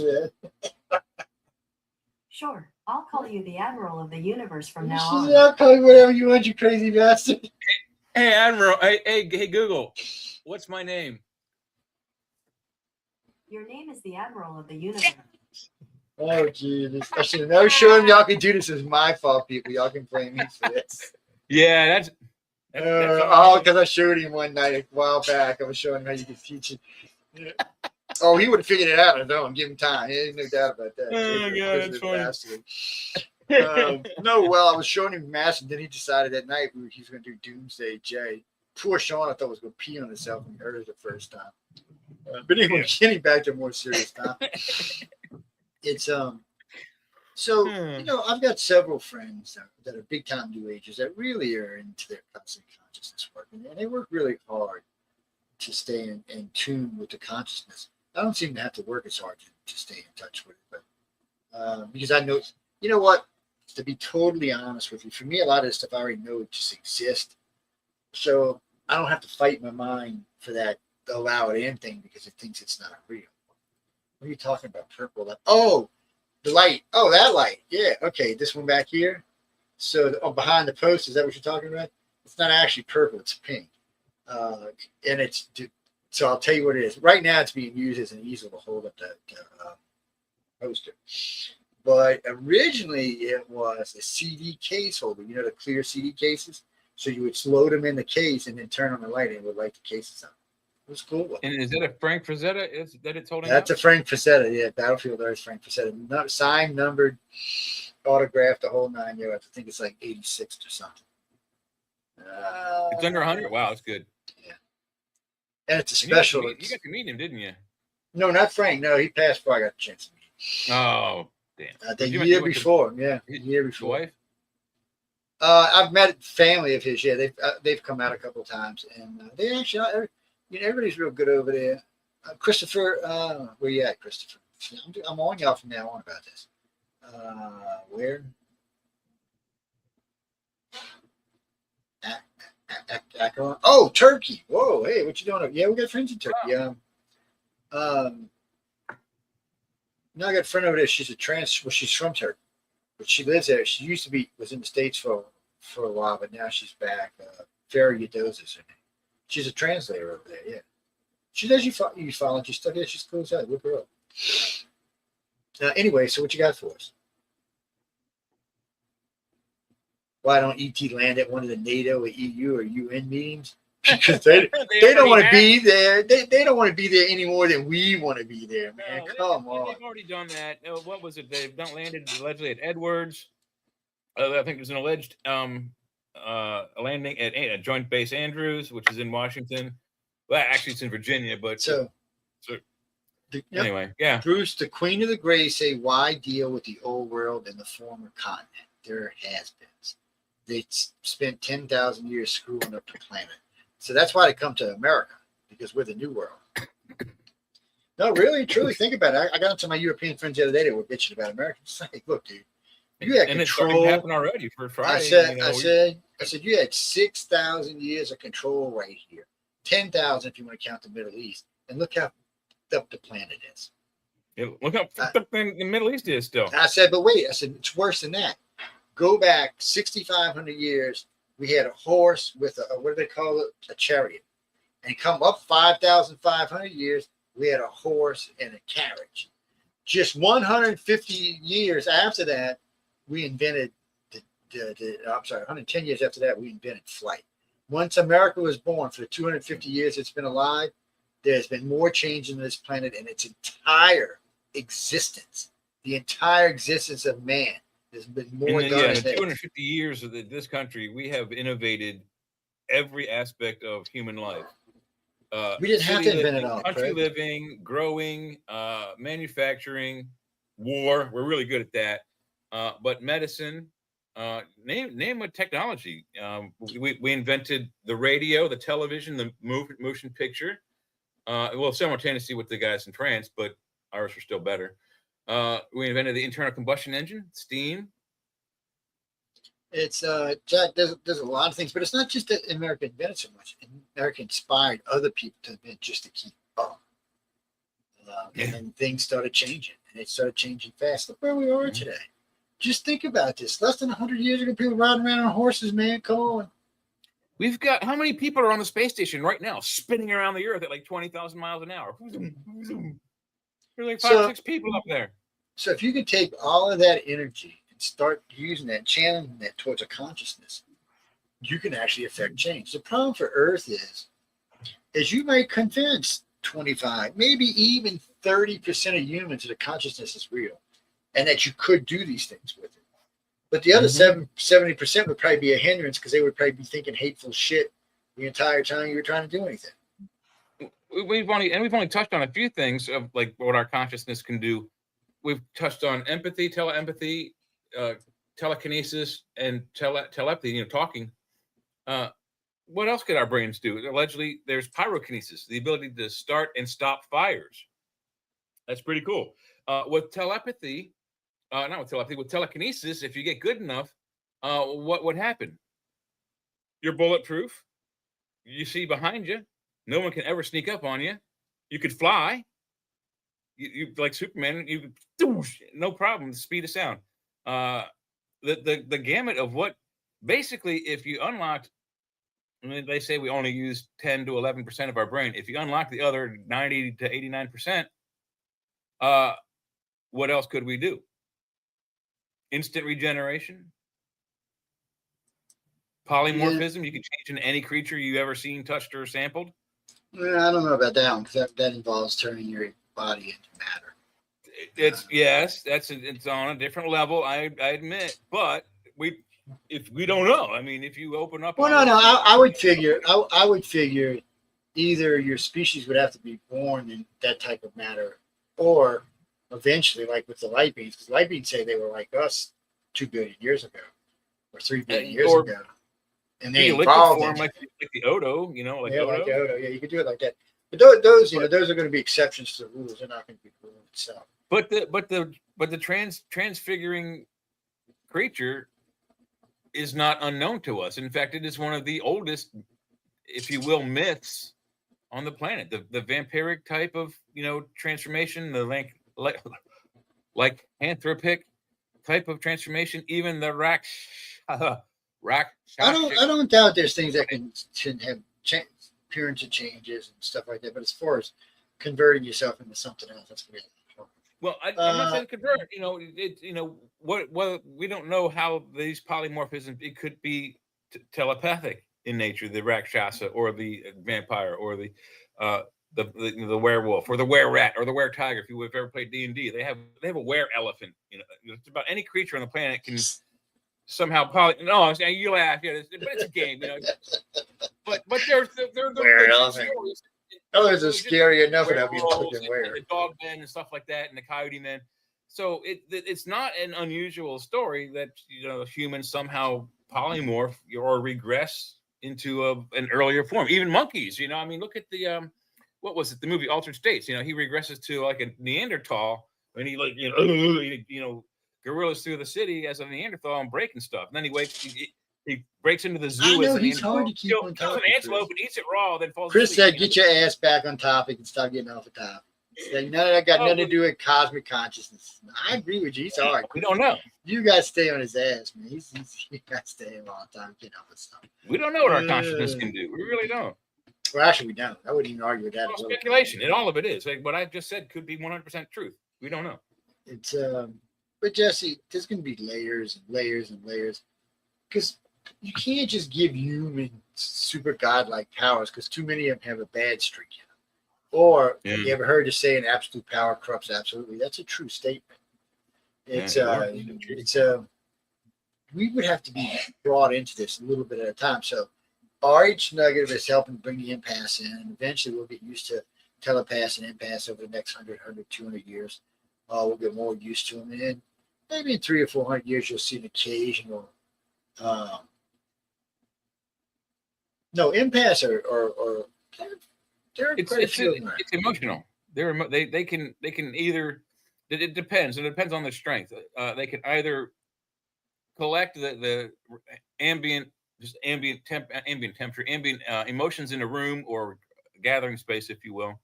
Others can project their own emotion into the atmosphere.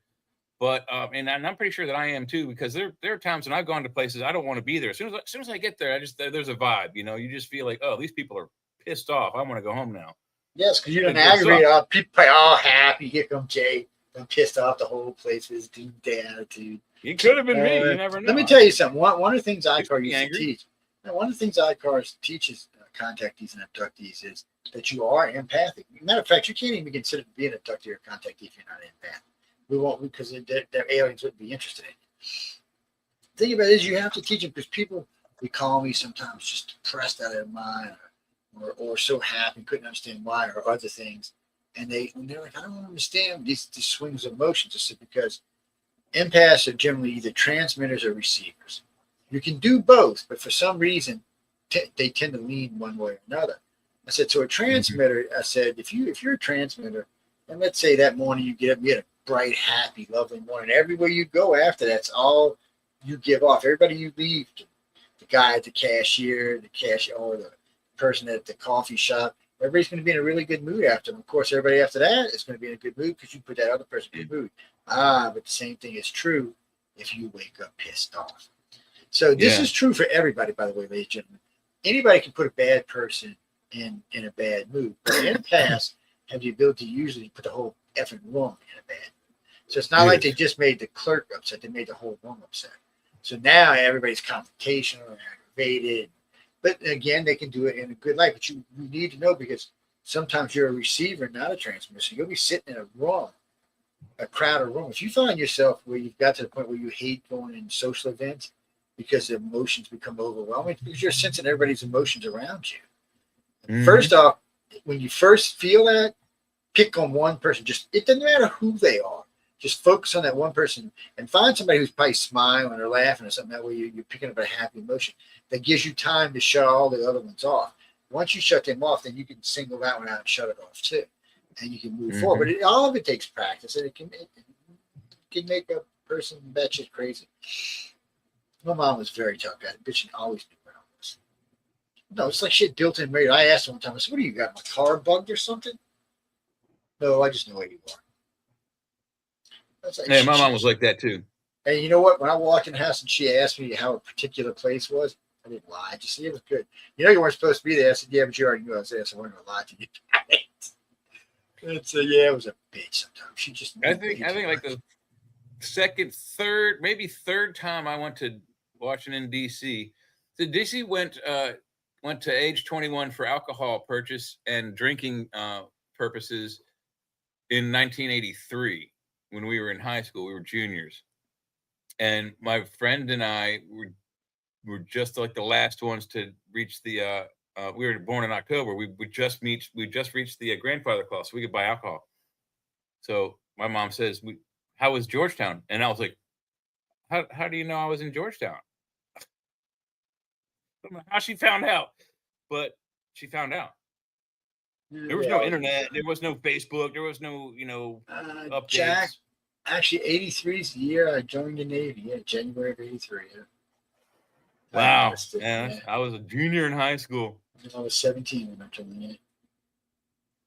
Mm-hmm.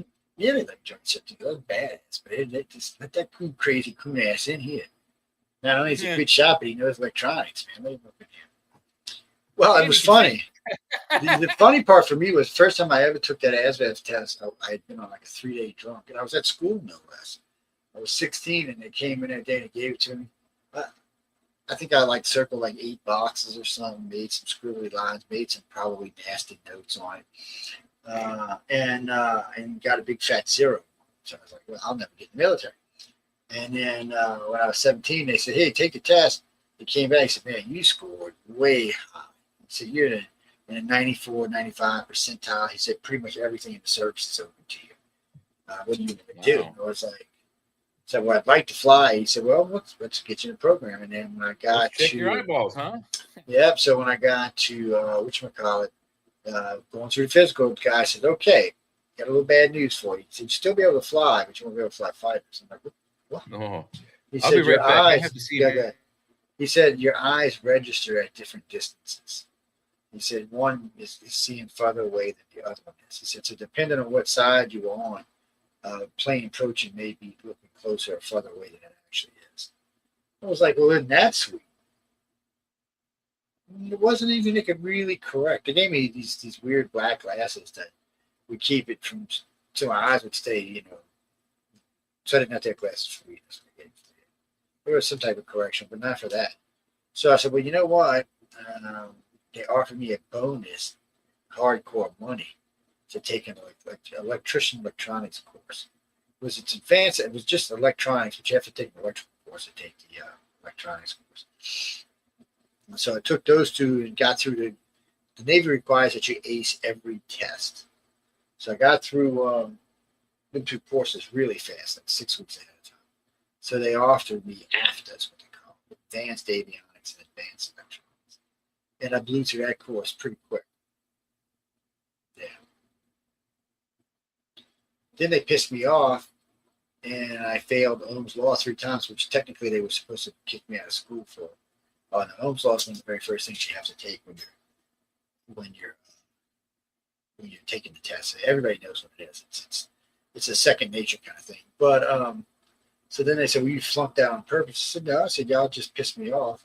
So he said, well, it doesn't matter anyway, because all your other class, you passed everything else, so they're going to pass you with the honors. So as I was getting my MOS, where I was going to go to tech school, Special Forces snatched me up for a couple of years. And then they gave me a break 2.5 years in a line. I went to a year of advanced tech school. Did some other stuff, then I went and did another tour with them.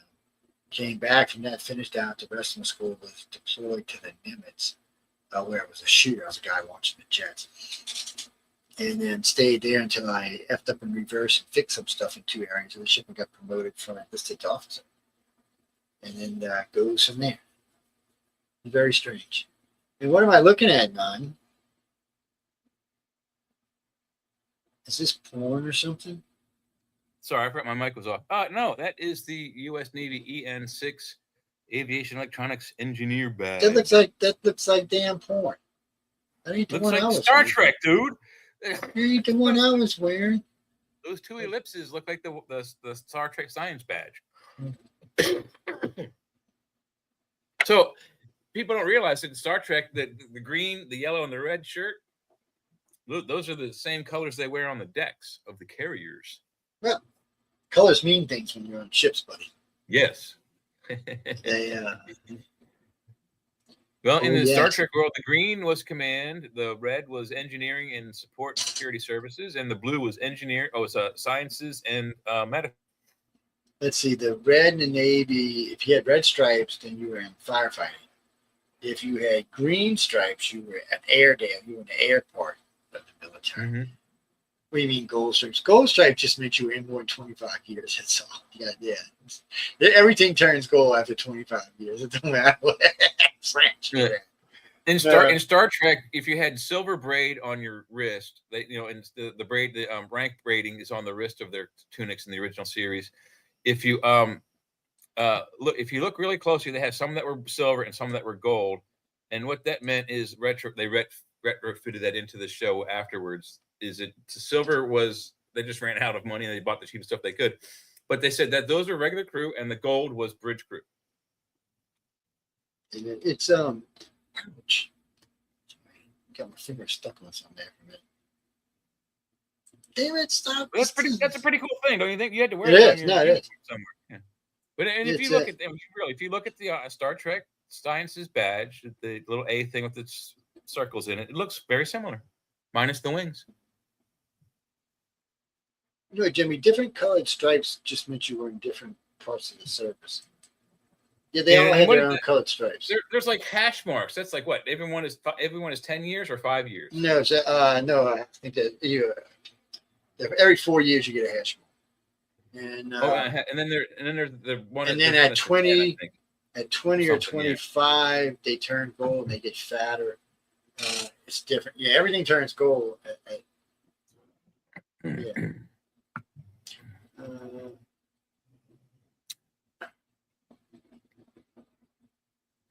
No.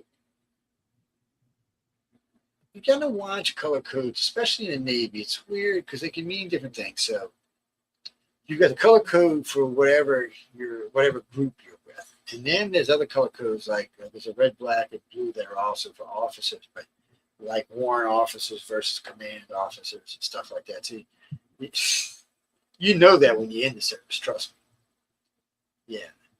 And then gold stripes, and I think it starts at chief petty officer. Or I think if you really had good contact for 12 years, you might be able to convert. It's been a long time since I've been in, so don't hold me 100% accurate because like I said, it's been a long time since I've served. Yeah, I mean, a long time. We're talking 45 years. No, not that long. Somewhere in a 38, 37 year range.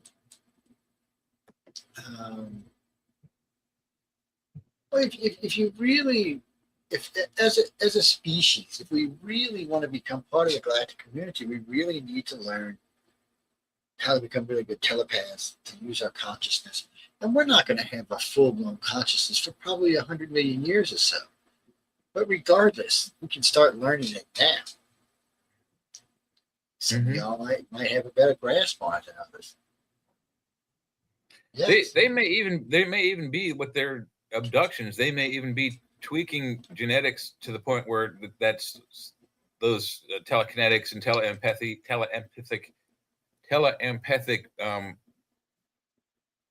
parts of our brain are turned on. And that may be what they're doing. We don't. I mean, everything we're saying today is all 100% speculation, but we can't really know for sure. We just guess. But the data points to there's a group of exopolitical aliens that are experimenting with the biology of this planet.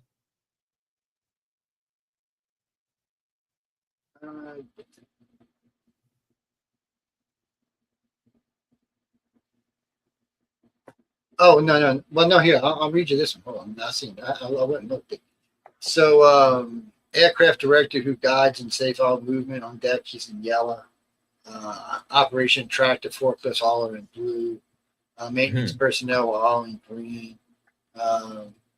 Ordnance and load bombs were all in red. Fuel crews were all in purple. Yeah, they were.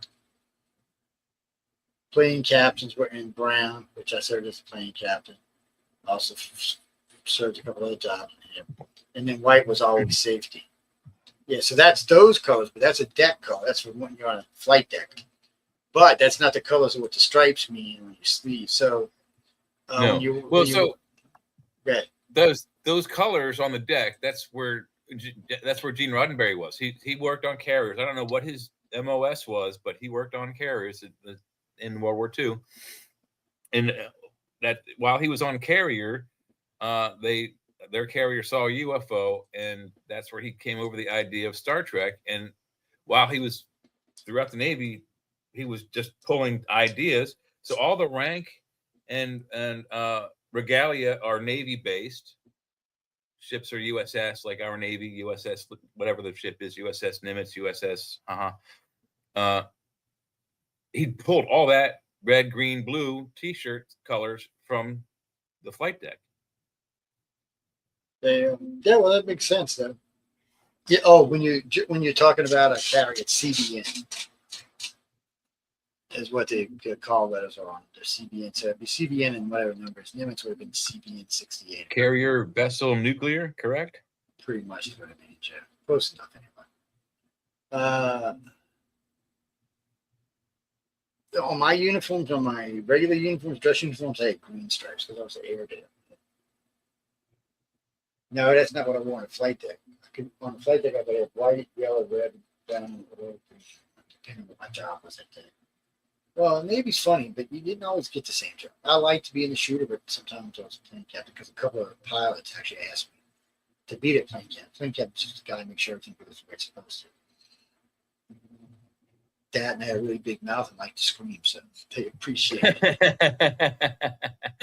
Yeah.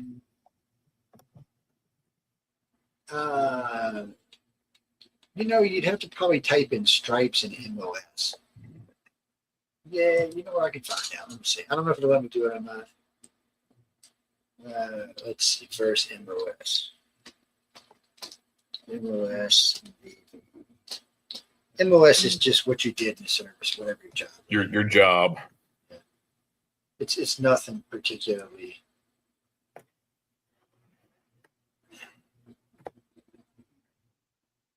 Okay. Oh, well, they've changed since I've been in. Well, look at that. So white stripes mean general rating. You're just usually Give me 1 second. paper clerk. Red stripes, aviation and engineering. Blue stripes, well, they're only in the address whites. And green stripes, construction and CVs.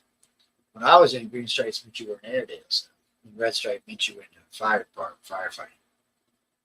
Hey, look, it's like I said, it's been a long time since I've been in. Yeah. The only uniform I miss is my Cracker Jacks. I love them Cracker Jacks.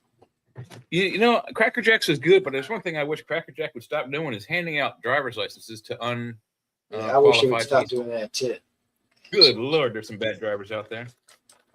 Cracker Jacks or on like the Cracker Jack box. Yeah, the blue bell bottoms, yeah, the big bells, man, with the tight waist, the 13 button thing, got a little tiny pocket on the inside. The shirt you wear got another little tiny pocket on the inside. There wasn't no women stealing your money. If they were getting your money out of your pants, you would know it because they would be very close to something else. Yeah. What There do they be call no that doubt. uniform? Those What do they call that are, uniform that the that's Cracker Jack wear? technically that's a dress blues for enlisted. Right? Oh, okay. There's a salt and pepper uniform too that the enlisted wear. Technically, that's their dress uniform, and the hat's called the Dixie Cup. Yeah, the Dixie Cup. That's funny. White. It's a white round hat. Yeah, sweetie, I look good in my Cracker Jacks, baby. The girls was chasing me down like I was like Richardson. Ooh, man. I got to the point I didn't like to wear it in public anymore because it was tight. Oh yeah, and I was in excellent shape, and it was tight. It was tight everywhere. There was no imagination left. It's like somebody painted that bitch on there. The salt and peppers are cool. You hit the black hat, white hat with the black, with black pants, white shirt. They're nice uniforms. Yeah. I miss my pea coats, but I miss the most. No. Oh, those are warm. All right. Why were the pant legs so flared out? Why the flood pants? But those are dress pants. They're bell bottoms, man. What the hell are you talking about? Well, yeah, that's part of the dress uniform. Why they had that? I mean, was there at one point did they have wide? Well, back in the day, the swashbucklers all wore those bell bottoms and the puff sleeve shirts and stuff. Yeah, it's from the pirate days. That's what I'm thinking. They can say whatever they want, but it seems like that's where it came from. Oh, we went in Spain, and it's like 6-7 of us. You know what's cool? Tight out, but if I'm not mistaken, I do believe. I'm fairly certain the U.S. Navy is the oldest military organization in the U.S. of A. It actually formulated 1 year before the country did. The Navy. It's weird. No, it was fun. A lot of weird stuff goes on in the Navy there. The military is, people tell me all the time about the military, and I said, if you want to experience the social government, join the military. Well, it's not that they give you everything for free, because they don't. Let me explain how the military really works. So if you're enlisted and you want to live on base, you'll get a dorm room. Usually you'll share it with somebody, maybe two somebody, depending on where you're at. You want to live in an apartment, they do have apartments on base, but you have to pay for those. And they don't always give to single guys. So yeah, generally they want to give them to families and stuff like that. But they do have, if you want to live off base, that's what I did. I lived off base. I had an apartment with a friend. We kept our dorm in the dorm because the school kids were retired. But we had an apartment off where we used to go skydiving. We had an apartment in Covington, Tennessee. So yeah, we'd stay there a lot of times. Do they also give you like an allowance, a monthly allowance for paying for the off base accommodation? Hell no, they do not. That's No? down there. Oh. No, because you can live on base. Yeah. And you do get 3 meals in a cot when you're in service. So you can go to cafeteria anytime, But if you want anything else, you got to pay for that. They got commissaries all over the place, pizza joints, hamburger joints. I think as far as that goes, if you like say transfer to a base and on base accommodations are full, I think that at that point they give you a stipend for staying off base. You don't go to a base if it's full. No? You go to a different base. Oh, okay. Yeah, we don't play with that stuff. Or they'll tell you there was a snafu. No, because the schools are only so big, so you can't. There's no way to put them. Even if they could come there and stay, they wouldn't be able to go to class. So they would just be walking around. So they wouldn't send them there. And if it's somewhere they're going for duty, then they're already duty assigned, which means their room's already assigned. Whether it's a ship or a base, So it's just something that the way they do it, and they have the ability to shift people around with no problem. They're big C-130s and stuff they can use from the Air Force. They got their own big planes they can use. So, I mean, it's Hunter weird. Army Airfield is the East Coast's most busiest U.S. Army airfield. Now, I will tell you, people, some of the big advantages of the military. One, you could take military hops anywhere. The only downside to military hop is, they were free, and you could go anywhere one was going as long as they had the space. But coming back was up to you. You could get another one coming back, but you had to leave when they leave, whatever it was. And you had to be there because they would just leave without you, and that would be the end of that. And then if you were AWOL because of that, you still got in trouble, even though you were taking military hops, because you're supposed to know you're supposed to be back at base. So, but other than that, they worked great. And then you could rent like a SUV or a boat for like $1 a day. A what? Oh, yeah, an SUV or a boat for like $1 a day. $1? $1 a day, yeah. Well, that sucks. Yeah, that's all it was. It's all it cost. It's $1 a day. You rent you a nice SUV, nice camper. How much would a jet ski cost? You could probably get 2 of them for $1, huh? No, everything was $1 a day. Yeah, it was $1 a day. And now, if you were going to take it off base, then it went up to like $5 a day. That's still, I mean, come on. That's dirt cheap, man. Plus, most places you went to stay gave you half off if you were military. So. Yeah. Oh, wow, that's nice too. Oh no, we went all over that to death. We rented matter of fact, for like 3 months, we rented a nice 28-foot camper trailer. We took it out. We kept it out in the desert. Yeah, they didn't care. So I got a good question for you based on human consciousness here. So we have a vast military. The U.S. does. All the big countries do, really. How many of those do you think, Joe, are telepathic in nature, and how many of those do you think would be easily and readily controlled by, say, a greater telepathic mind, say that of a Gray? So I'll tell you, though, we've done some experiments with telepathy in the Grays, and I know we've got very limited time for this, but we found that 3 humans can cancel 3 good telepath humans, and I'm talking like on scale of 1 to 10 telepaths. We're talking like 8s. They like can Charles out, Xavier's scale. Yeah, they can cancel out a Gray by itself, but when he signals for his 2 partners, they can hold out even for a little while, even against all 3, but eventually it becomes too much and they overpower. And I think the Grays don't intentionally go out of their way to harm them, because I think the Grays can make it happen way faster, but they don't seem to. It's almost like they're showing them, how this works. And there have been times that reptilians and the humans have gotten in trouble because one of the things we teach is if you feel like you're being harassed by one of the aliens sexually, the only thing they respect is a forceful no. And I don't mean slap them, hit them, because you're not going to. One of the big reptilians and humans, you could hit him all day long. You're not even going to phase him.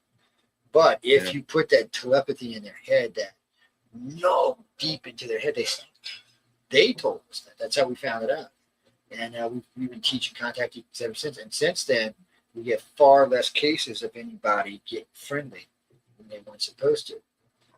Jack, we thought the reptilians were the worst about sex, but it actually turned out to be the human aliens.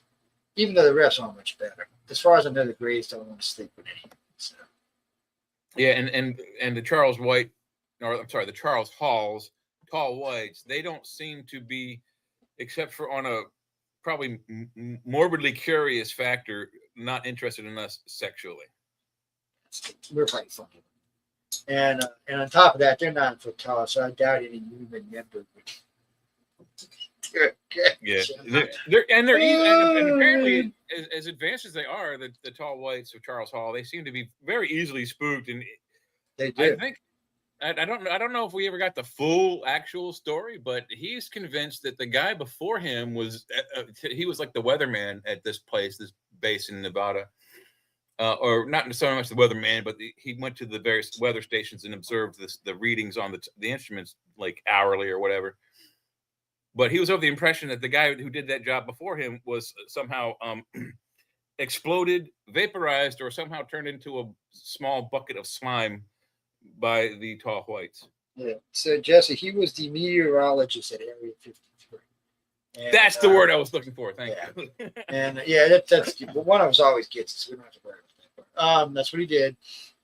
And Jay's absolutely right. Under his own testimony, he said that the guy he replaced was just say badly ended by the aliens. No, he meant it like that. He said it was a horrible death. Whatever that meant, I don't know if they have some kind of disruptor ray or something, but he said it was a horrible death. And after that, it was described as slow and painful, is all it really he says. And then after that, he was told, to be, and he said on at least 2 occasions he thought, because one time he just reached for the kid out of concern, how humans are, and the mom almost killed him. She hit him so hard, knocked him, left an imprint on the door when he hit the door. So, and the only reason he says she didn't kill him is because she got reacted too. Like he went to protect a human child, she got reacted to protect her child. Yeah. So she struck out at him. He didn't strike out the child. He struck out to stop that was going to hurt the child. And for some reason, they liked. And she read that in his mind, so she knew what he was doing, but he didn't necessarily know what she was doing. One of the secondary witnesses said that they're pretty sure the reason why is because Charles was just open-minded. His thoughts were just easily to read, so they trusted him. Very simple man, very, very humble. I would venture to say, I would say highly religious. I'll bet you $5 he went to church twice a week, Wednesday and Sunday. I haven't heard him speak any time recently. His wife's very protective of him. I heard he had some problems on an episode a couple of years back. Probably he's getting older, He was also harassed by both audiences and paparazzi when he started his stories. And he wrote like 12 books, so he's not unknown in the book world. He's all I can tell you is I believe he was sincere about everything he told me. And when I ran the polygraph and did the test control, not the polygraph, stress, it said he was telling the truth. So I believe as far as I'm concerned, what he believes is what he believes. Whether it happened, not happened, I wasn't there. I can't be sure. But now that we've had some backup witnesses come in from some local state police and a local limo driver and some dealers, a few third-party photographs as well, security camera graphs and stuff like that. Yeah, it's looking more like it may be true. And which is fantastic news, because according to his testimony, again, which I said, he's written 12 books just on this subject alone. That puts a Star Trek level species in our most top secret backyard at the very, very top of Nevada. I know it does. Well, guys, they're different than the other races because they're not doing experiments on us. They're just hanging out with us. Vacation spot. I don't know. I think Jay's got a truck stop, maintenance stop, whatever you want to call it. There's some kind of something along those lines. If you've ever driven the I-95 corridor in Dillon, South Carolina, just as you cross the border from North Carolina, is a place called South of the Border, which in the 50s was a honeymoon suite place. And when the honeymoon business tanked, they built a recreational area with, roller coaster rides and fascinating trinkets and things to look at. And not too bad food either. It's a truck stop, but you can have fun there. No, Justin, we got to go there. No, it's not after, so we got to go. No, we're going to get out of here, but I hope you enjoyed the show. We didn't get enough into conscious. Well, maybe a little. I don't know.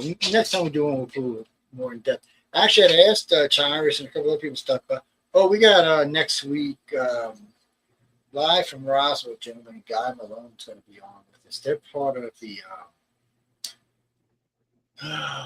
Damn, I forgot the name of them. Now, right out of my head. They believe that alien abductions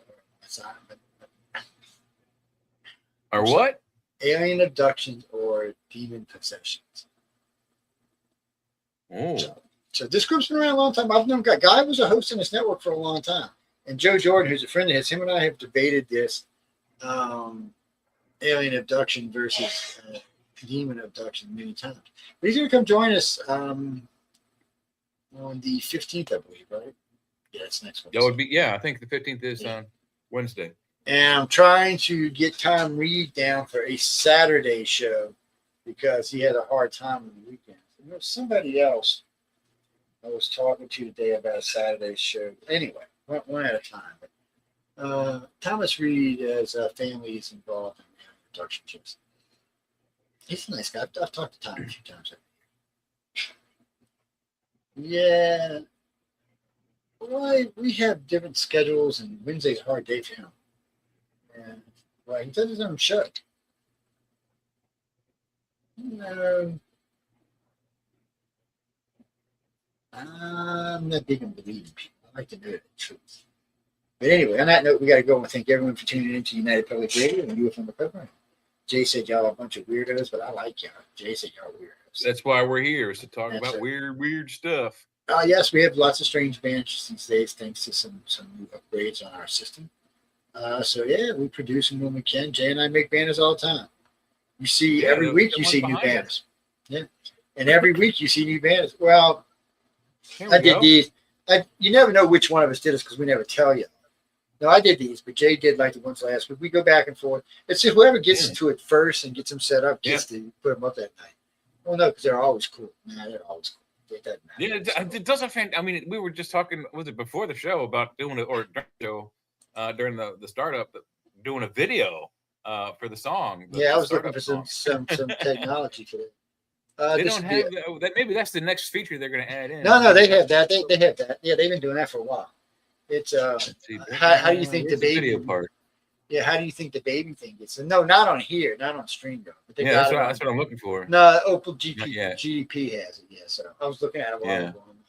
No, that's another one. Yeah, but you got to pay. You got to pay for the service, don't you? No, it's free service. Chat GDP and all them are free services. They couldn't get all that information for free if they charged. Huh? Yeah, people don't realize that. Yeah, no, yeah. If they started charging, then they'd have to start paying all the people who they get information from. Yeah, people, that's why we get it for free. That's exactly why we get it for free. Anyway, on that note, good night, everybody, and stay tuned for Alice in Wonderland. She's on next. She's tough, man. We're talking about Michelle Roche on the Outer Realm. She actually should be live now, so go check her out. Yeah, they're already on.